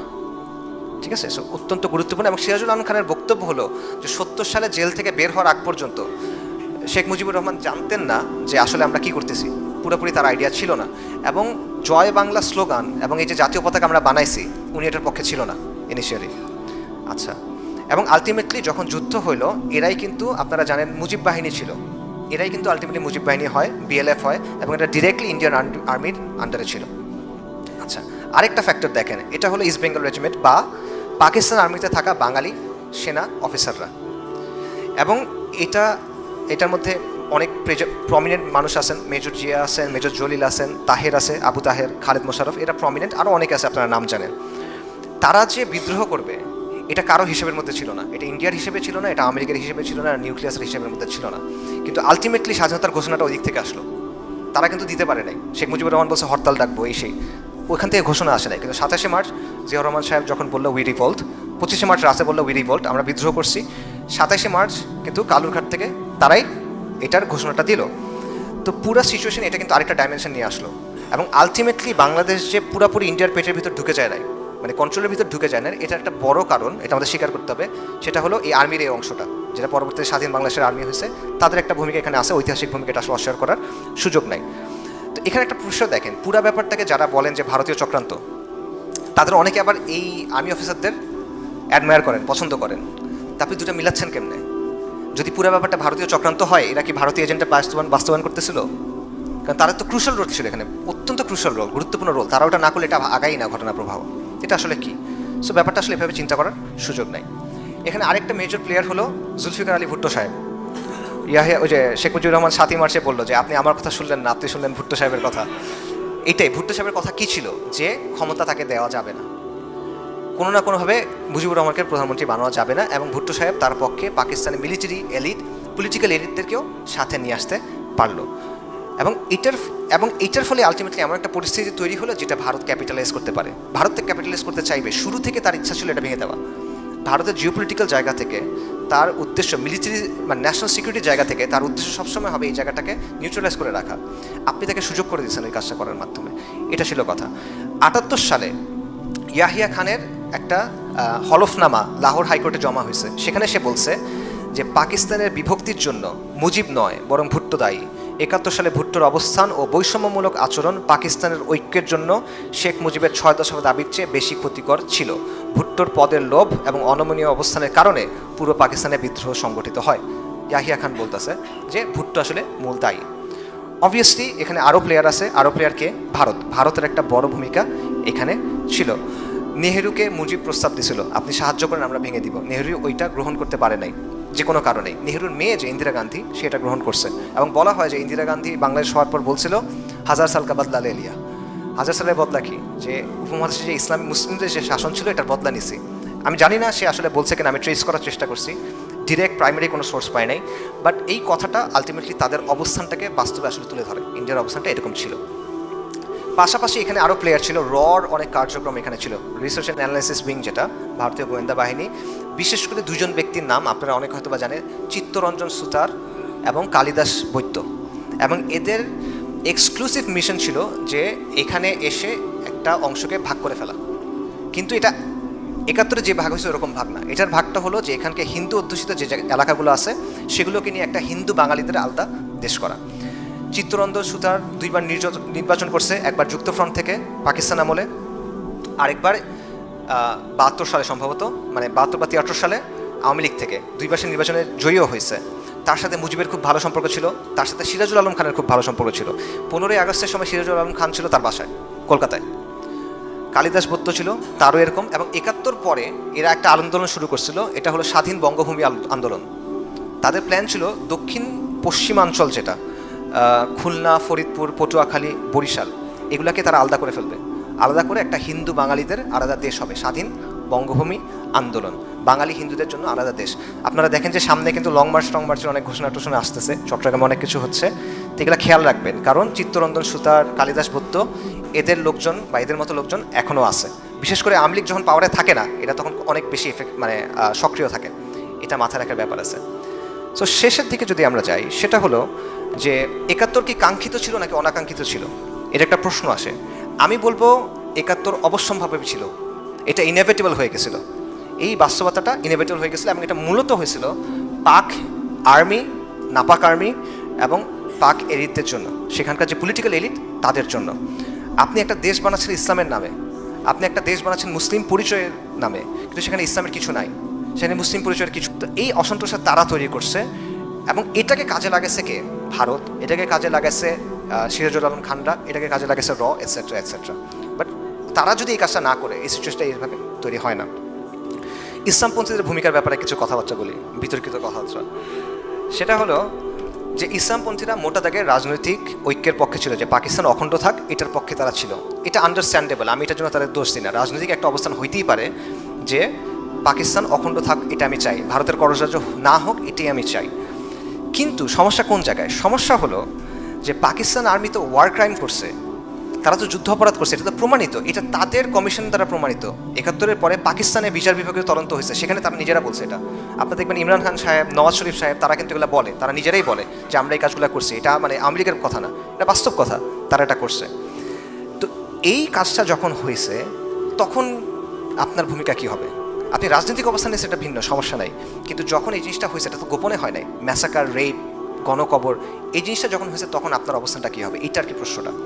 এখানে একটা জিনিস ক্লিয়ার করার দরকার আছে, সেটা হলো আওয়ামী প্রোপাগান্ডা, আওয়ামী লীগ যে যুদ্ধ অপরাধের বিচার করছে কোট আনকোট, এইটার সাথে অ্যাকচুয়াল হিস্ট্রি তফাৎ করতে হবে।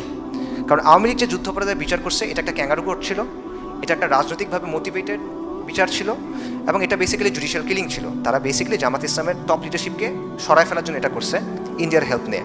এইটা আমাদের বয়ান না, এই জায়গা থেকে আমি কথা বলতেছি না। এবং এই অবস্থানটার পার্থক্যটা বোঝা জরুরি আছে। আমার পয়েন্টটা হলো, এবং এটাও আমরা বিশ্বাস করি না যে, মনে করেন আবারও রাজাকার যারা ছিল সেখানে বিভিন্ন দলের লোক ছিল, নিজাম ইসলামী ছিল, মুসলিম লীগ এটসেট্রা, সেকুলার পার্টির লোকজনও ছিল। কিন্তু আল বদর বা আল শামস যেগুলো ছিল, এগুলো গঠিত হয়েছিল পাকিস্তানি ছাত্র সংঘ, মানে অর্থাৎ ইসলামী ছাত্র শিবিরের যেটা ফোররানার, তাদের দিয়ে।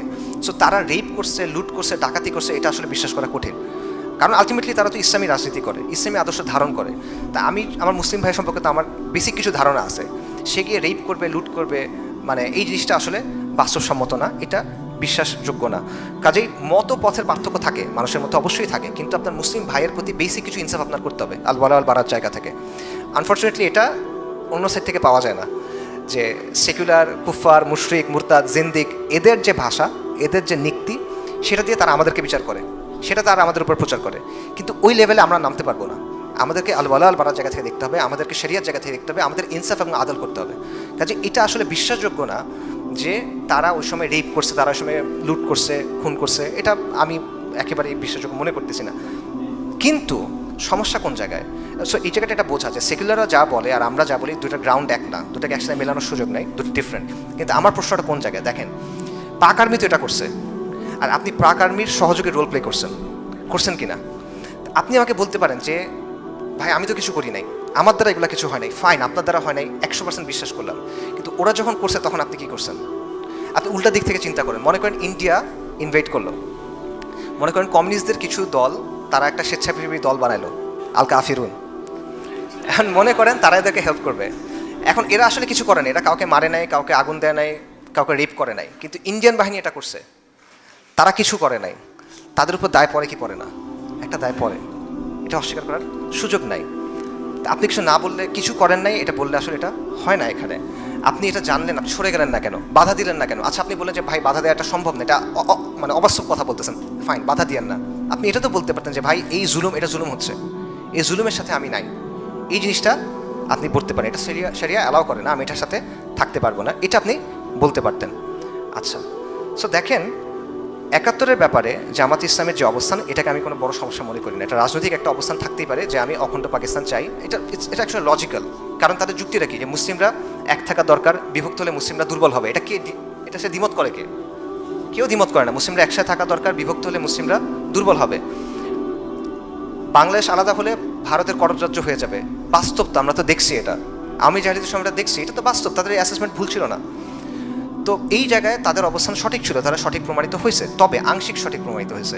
কারণ করপরাজ্য যেমন হয়েছে, এরকম 75 সালের 15ই আগস্টও কিন্তু হয়েছে, 75 সালের 7ই নভেম্বরও কিন্তু হয়েছে, জুলাইও কিন্তু হয়েছে 2024-এর। ভারত কিন্তু ফুল কন্ট্রোলে কখনোই আসলে নিতে পারে নাই। সো এই জিনিসটাও হয়েছে। বাকি তাদের অবস্থানটা এই জায়গায় একেবারে ইলজিক্যাল, ইরেশনাল এমন কিছু আমি মনে করি না। সমস্যা ওই জায়গায় যে জুলুমটা যখন হইল, এই সময় তো আপনি সরে যান নাই, বাধা না দেন ভাই, সরে তো যেতে পারতেন, এই জিনিসটা। এবং দ্বিতীয়ত মানুষের পালস বোঝা, ইতিহাসের গতিপথ বোঝা, এই জায়গাটা একটা ভুল হয়েছে, এই জিনিসটা একটা ভুল হয়েছে। এবং এটা শুধুমাত্র তাদের না, যেটা আমি বললাম যে সামগ্রিকভাবে ইসলামী ঘরানার অবস্থান ছিল যে পাকিস্তানের এর পক্ষে, অখণ্ডতার পক্ষে। তারা ওই বিষয়টা বুঝতে ব্যর্থ হয়েছেন যে জনমত, জনগণের অবস্থান কোন জায়গায় চলে গেছে, বিশেষ করে 25শে মার্চের পর, বিশেষ করে 25শে মার্চের পর, এর আগ পর্যন্ত আপনি নাও যদি বুঝেন। আচ্ছা, এবং এটার ফলে যেটা হয়েছে যে 71-এর পরে বাংলাদেশে যে কালচারাল হেজেমনি গড়ে উঠছে এবং বাংলাদেশে ইসলামকে, বিশেষ করে ইসলামী রাজনীতিকে যেভাবে দেখা হয়েছে, সেটাকে এটা প্রভাবিত করছে। 71-এর ওই ভূমিকা এখানে ইসলামের যে দাওয়া বা আন্দোলন, এটাকে অত্যন্ত নেগেটিভভাবে প্রভাবিত করছে। এটা আপনি স্বীকার করেন বা না করেন, এটা বাস্তবতা অস্বীকার করেন, মানে এটা আসলে দিনের আলোর মতো একটা বিষয়, ঠিক আছে? আচ্ছা, তো কিছু ক্ল্যারিফিকেশন করি। 71 কোনো মতাদর্শিক যুদ্ধ ছিল না, এটা দ্বিজাতি তত্ত্বের একটা রিজেকশন না, এটা ইসলামের কোনো রিজেকশন না, এটা সেকুলার মুজিববাদের আদর্শে মানে উদ্বুদ্ধ হয়ে মানুষ যুদ্ধ করছে, ব্যাপারটা এটা না। এটা একটা ওয়ার অফ সেলফ প্রিজার্ভেশন, এটা একটা আত্মরক্ষার জন্য ওয়ার। তারা ক্র্যাকডাউন করছে, তারা এসে মারতেছে, আপনি বাধ্য হয়ে তখন এই করছেন। আপনার আগে থেকে একটা রাগ আছে, আপনার একটা জিদ আছে, আপনার সাথে বৈষম্য করতেছে, আপনাকে আধা হিন্দু বলতেছে, এই সেই বলতেছে, এগুলোর কারণে পাকিস্তান আর্মি ফুল অপশন ছিল এটা বন্ধ রাখার। তারা ক্র্যাকডাউন না করতো, তারা ক্ষমতা হস্তান্তর করতো, নানা অপশন তাদের হাতে ছিল, বা এর আগেও অপশন ছিল। যদি আপনি বলেন যে না পরবর্তীতে কি কিছু হইতোই, স্টিল তাদের আগে অপশন ছিল, 60s-এর সময় অপশন ছিল, 50s-এর সময় অপশন ছিল, তারা এগুলো চেষ্টা করে নাই। মানে মাহমুদুর রহমান সাহেব যেটা বলতেছেন, তাজ হাসমি যেটা বলতেছেন, যে তাদের ওই গুডউইলটাও ছিল না যে আমি এটা সলভ করার চেষ্টা করি। এই কারণে এটা আসলে আপনার বলার কোনো সুযোগ নাই যে সাধারণ মানুষ আদর্শিক কারণে পাকিস্তান থেকে আলাদা হয়ে গেছে, এটা তারা আত্মরক্ষার কারণে এটা হইতে হয়েছে, আর কোনো কিছু না, জুলুমের কারণে, আত্মরক্ষার কারণে। পাশাপাশি আরেকটা প্রশ্ন যে পাকিস্তান যে ভেঙে গেল, এটা কি ইসলামের ব্যর্থতা কিনা? না, কখনো না, এটা ইসলামের কোনোদিনও ব্যর্থতা না, এটা মুসলিম পরিচয়েরও ব্যর্থতা না, এটা হলো পাকিস্তানের ব্যর্থতা। পাকিস্তান নামক যে রাজনৈতিক প্রকল্পটা ছিল, এটা সেটার ব্যর্থতা। ইসলামকে বাদ দিয়ে, ইসলামের শিক্ষা বাদ দিয়ে, ইসলামের মূলনীতি বাদ দিয়ে, ইসলামের শরিয়া বাদ দিয়ে আপনি কি মুসলিম পরিচয় রাখবেন? পাকিস্তান এই কাজটা করার চেষ্টা করছে। এবং তার ফলে এটা টিকে নাই। ইসলামের শিক্ষা কি? কুরাইশদের এলিট মুসাব ইবনে উমাইর রাদিয়াল্লাহু আনহু আর বিলাল ইবনে রাবাহ হাবশি একজন গোলাম যিনি মুক্ত হয়েছেন, একসাথে ভাই। সালমান আল ফারিসি, সুহাইব আর রুমি একসাথে ভাই। আউস এবং খাজরাজ মারামারি করতেছিল গলায় গলায়, মানে একদম গলায় তলোয়ার ধরে রাখা অবস্থা, তারা ভাই হয়ে গেছে।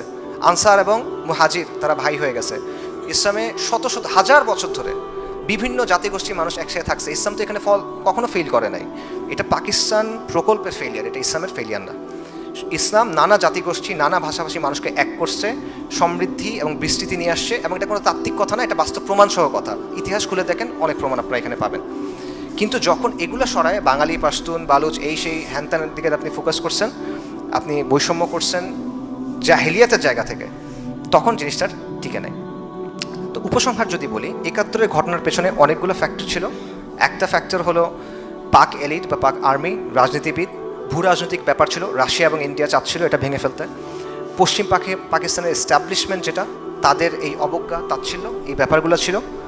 পাশাপাশি কট্টরপন্থী র্যাডিক্যাল যারা ছিল, সিরাজুল আলম খান এটসেট্রা, এরা ছিল। মুজিবের একটা ভূমিকা ছিল, ইন্দিরা গান্ধীরও একটা বড় ভূমিকা ছিল। ইন্দিরা গান্ধী এখানে ক্রুশাল একটা রোল প্লে করছে। বর্তমানে বাস্তবতা কি? যেই পাকিস্তান আর্মি সেই দিন বাংলাদেশিদের হত্যা করছিল বা বাঙালি মুসলিমদের হত্যা করছিল, সেটা এখনও পাকিস্তানের মুসলিমদের হত্যা করতেছে ওয়াজিরিস্তানে, খাইবার পাখতুনখোয়াতে। আর যারা ওই দিন বলছিল যে আমরা ভারতের বন্ধু হয়ে তোমাদের জান মাল সম্পদ সম্মান সুরক্ষা করব, এতদিন আমরা দেখছি তারা কি করছে আমাদের সাথে। আমাদেরকে আয়না ঘরে ঢুকেছে, আমাদেরকে গুম করছে, খুন করছে, চোখ উঠায় ফেলছে, মারতে মারতে পিটায় মেরে ফেলছে এতদিন, তাই না? তারা আপনার জান মাল সম্মান রক্ষা করার কথা বলছে, তারাই তো ক্ষমতায় ছিল, তারা এতদিন এই জিনিসটা করছে। এবং পাকিস্তানের অবস্থা কি? যে আজকে তার আপনি লা ইলাহা ইল্লাল্লাহর কথা বলে বলছেন শরিয়ত আছে, সেখানে শরিয়ত নাই, ইনসাফ আছে, আদল আছে, সেখানে নাই। ওখানে তাদের সবচেয়ে বড় বড় মিলিটারি মানে ভিক্টরিগুলো কি? তারা কোন মানুষকে সবচেয়ে বেশি মারছে? হিসাব করে দেখেন, মুসলিমদেরকে মারছে সবচেয়ে বেশি। আর বাংলাদেশের অবস্থাটা কি? নবী সাল্লাল্লাহু আলাইহি ওয়াসাল্লামকে নিয়ে যখন প্রচণ্ড ধরনের অবমাননা হয়েছে, সেটা নিয়ে আপনি কথা বলতে গেছেন, রাষ্ট্র শক্তি দিয়ে আপনাকে ক্র্যাকডাউন করে হত্যা করা হয়েছে, মিডিয়াতে সেটা ব্ল্যাক আউট করা হয়েছে, আপনাকে তারপর অপরাধী বানানো হয়েছে যে তুমি হলো তাণ্ডবকারী। এটা হলো বাস্তবতা। তো দেখেন, পাকিস্তান এবং বাংলাদেশ আলটিমেটলি দুইটাই ফেইল করছে এই জায়গায়। যে এই উপমহাদেশে মানুষ চাচ্ছিল কি? লা ইলাহা ইল্লাল্লাহ। পাকিস্তান এটা দিয়ে তো হয়েছে, ইসলাম দিয়ে চাইছে, তারা আল্লাহর গোলামি চাইছিল। আমরা গোলামি পাইছি কার? একবার ইন্ডিয়ার, একবার আমেরিকার গোলামি পাইছি আমরা। তো আসলে মানে আমরা লা ইলাহা ইল্লাল্লাহ পাইছি নাকি আমরা মানুষের তন্ত্রমন্ত্র পাইলাম? এবং আপনি এখন আমি মানে কোনটা নিয়ে আনন্দ করব আর কোনটা নিয়ে খুশি হব আমাকে বলেন। এই জায়গায় আমি কি অর্জন করছি আর আমি কি হারাইছি বলেন। আমার কোন পথে যাওয়ার কথা ছিল, আমি কোন পথে গেলাম, এবং আমি এখন কোথায় আছি? দশকের পর দশক হয়ে গেছে, এখন আমরা অন্ধকারের মধ্যে ঘুরে বেড়াইতেছি। এটা হলো বাস্তবতা। এবং এটার মূল কারণটা হলো আল্লাহর আইন এবং গায়রুল্লাহর আইন। ইসলাম এবং গায়রুল্লাহর যে system, secularism, secular state, democracy, liberalism, এই বিষয়গুলোর পার্থক্যটা, এই বিষয়গুলোর দ্বন্দ্বটা আমরা বুঝতেছি না বা এড়ায় যাচ্ছি। এবং আমরা শুধু এটা করতেছি না, অনেক ক্ষেত্রে আমরা এই সেকুলার শাসক যারা আল্লাহর আইনকে বাতিল করতেছে, হালালকে হারাম করতেছে, হারামকে হালাল করতেছে, নতুন আইন প্রণয়ন করতেছে, আপনার উপর এটা বাধ্যতামূলকভাবে চাপাই দিচ্ছে, তাকে আমি গিয়ে বলছি সে সেরই শাসকের মতো। এই জিনিসটা আমরা করতেছি। এবং আমরা সময়ের দাবি এবং জাতির পালস বুঝতেও আলটিমেটলি ব্যর্থ হচ্ছি। বারবার আসলে আলটিমেটলি আমরা ব্যর্থ হচ্ছি, যেই কারণে অনেক সময় ইসলামী দাওয়া যেটা, ইসলামী আন্দোলন যেটা, এটা ব্যাহত হচ্ছে। এবং সবচেয়ে বড় কথা হলো যে ইসলাম এবং সেকুলারিজমের যে দ্বন্দ্ব, যেটা মূল সংঘাত, আসলে এই বিষয়টা আমরা ধরতে পারতেছি না। এবং যতদিন আমরা এটা ধরতে পারবো না, ততদিন আমরা বিভিন্ন গোলকধাঁধায় ঘুরতে থাকবো। যদি আপনি সরল পথ থেকে সরে যান, তাহলে বাকি কী থাকে? বিচ্যুতি। সরল পথ থেকে সরা, সিরাতুল মুস্তাকিম থেকে সরার পরে থাকে বিচ্যুতি, আর কিচ্ছু না। আমরা বাস্তববাদী হওয়া, প্র্যাগম্যাটিজমের কথা বলে অনেক কিছু গ্রহণ করতেছি, এবং এটার ফলে আমরা দেখতেছি যে স্বল্প মেয়াদে, শর্ট রানে আমাদের কিছু গেইন আছে, বাট লং রানে এটা আমাদের ক্ষতি ছাড়া আর কিছু দিচ্ছে না। পাকিস্তানের চিন্তাটা কোত্থেকে আসছিল? সৈয়দ আহমেদ শাহিদ রাহিমাহুল্লাহ, শাহ ইসমাইল শাহিদ রাহিমাহুল্লাহ, তাদের একটা চিন্তা ছিল যে ভারতবর্ষের, হিন্দুস্তানের মুসলিমদের একটা ইসলামী ইমারা লাগবে, তারা শরিয়ার আন্ডারে থাকবে। এই চিন্তাটা স্যার সৈয়দ আহমেদ আলিগড়ের বিশ্ববিদ্যালয় আর মুসলিম লীগের হাত ধরে কি হলো? Liberal Democratic secular Pakistan. আপনি ইসলাম ফালায় দিয়ে মুসলিম জাতীয়তাবাদ করছেন, যেটার মধ্যে রুহটা নাই, ইসলামী সেটার মধ্যে নাই। সেটার রেজাল্ট হলো যে আজকে এই অবস্থা। আর এটার রিয়াকশনে আমরা কি করলাম? এটা রিয়াকশনে আমরা গিয়ে ধরলাম বাঙালি জাতীয়তাবাদ। যেই বাঙালি জাতীয়তাবাদ বারবার কি করে? আওয়ামী জাহিলিয়াতকে নিয়ে আসে। যে বাঙালি জাতীয়তাবাদ বারবার আমাদেরকে ভারতের করদ রাজ্য বানানোর চেষ্টা করে। এটা আর কি অবস্থা। এবং এই দুষ্ট চক্র এবং আমরা একবার বলছি ইসলাম, যেই জায়গায় আমাদের যাওয়ার কথা, আবার প্র্যাগমেটিজমের কথা বলতে গিয়ে আমরা বলছি না ইসলাম না, লিবারাল ডেমোক্রেসি, সিভিল ডেমোক্রেটিক ইসলাম, ওয়েলফেয়ার স্টেট, এই ধরনের নানা কথাবার্তা আমরা বলে বেড়াচ্ছি। এইভাবে বারবার প্র্যাগমেটিজমের কথা বলে, বারবার প্র্যাকটিক্যাল হওয়ার কথা বলে আমরা মূল জায়গা থেকে সরে যাচ্ছি, এবং শর্ট টার্মে আমরা মনে করতেছি আমরা গেইন করতেছি, লং টার্মে আমাদের চেয়ে বড় লুজার আসলে আর কেউ নাই। এবং এই দুষ্ট চক্র থেকে যদি আপনি বের হতে চান, তাহলে আলটিমেটলি আমাদের ইসলামের দিকে ফিরে যেতে হবে, পরিপূর্ণভাবে ইসলামের পথের দিকে ফিরে যেতে হবে, নামে না, বাস্তবে পরিপূর্ণভাবে আপনার ইসলামের দিকে ফেরত যেতে হবে। পূর্ণাঙ্গ দিন হিসেবে ইসলামের শাশ্বত যে নীতি, ইসলামের চিরন্তন যে ব্যবস্থা, সেটাকে গ্রহণ করতে হবে। তাই আসেন আমরা শপথ করি যে কোনো ক্ষণস্থায়ী মতবাদ না, মানুষের বাঁচানোর কোনো তন্ত্রমন্ত্র না, আমাদের যাইতে হবে ইসলামের চিরন্তন যে সিস্টেম আছে সেটার দিকে, ইসলামের শরিয়ার দিকে। এবং তাহলেই আমরা এই দুষ্টচক্র থেকে মুক্তি পাবো, তাহলেই আমরা আমাদের কমের অস্তিত্ব, নিরাপত্তা এবং ধারাবাহিকতা রক্ষা করতে পারবো। এটার জন্য সময় লাগবে, এটা আগামীকাল হয়ে যাবে না, এটার জন্য সময় লাগবে। সময় লাগুক, কষ্ট করেন, কুরবানি করেন, শহীদ হন, সমস্যা কি? আল্লাহ তো আপনাকে বলছেন সাফল্যের কথা। এই জিনিসটা আমাদের চিন্তা করতে হবে। এটাই আমাদের পথ এবং এটাই আমাদের আহ্বান। আগুনের ফুলকিরা এসো জড়ো হই, দাবানল জ্বালবার মন্ত্রে, বজ্রের আক্রোশে আঘাত হানি মানুষের মন গড়া তন্ত্রে। আগুনের ফুলকি হয়ে ওঠেন। ওয়া আখিরি দাওয়ানা আলহামদুলিল্লাহি রাব্বিল আলামিন।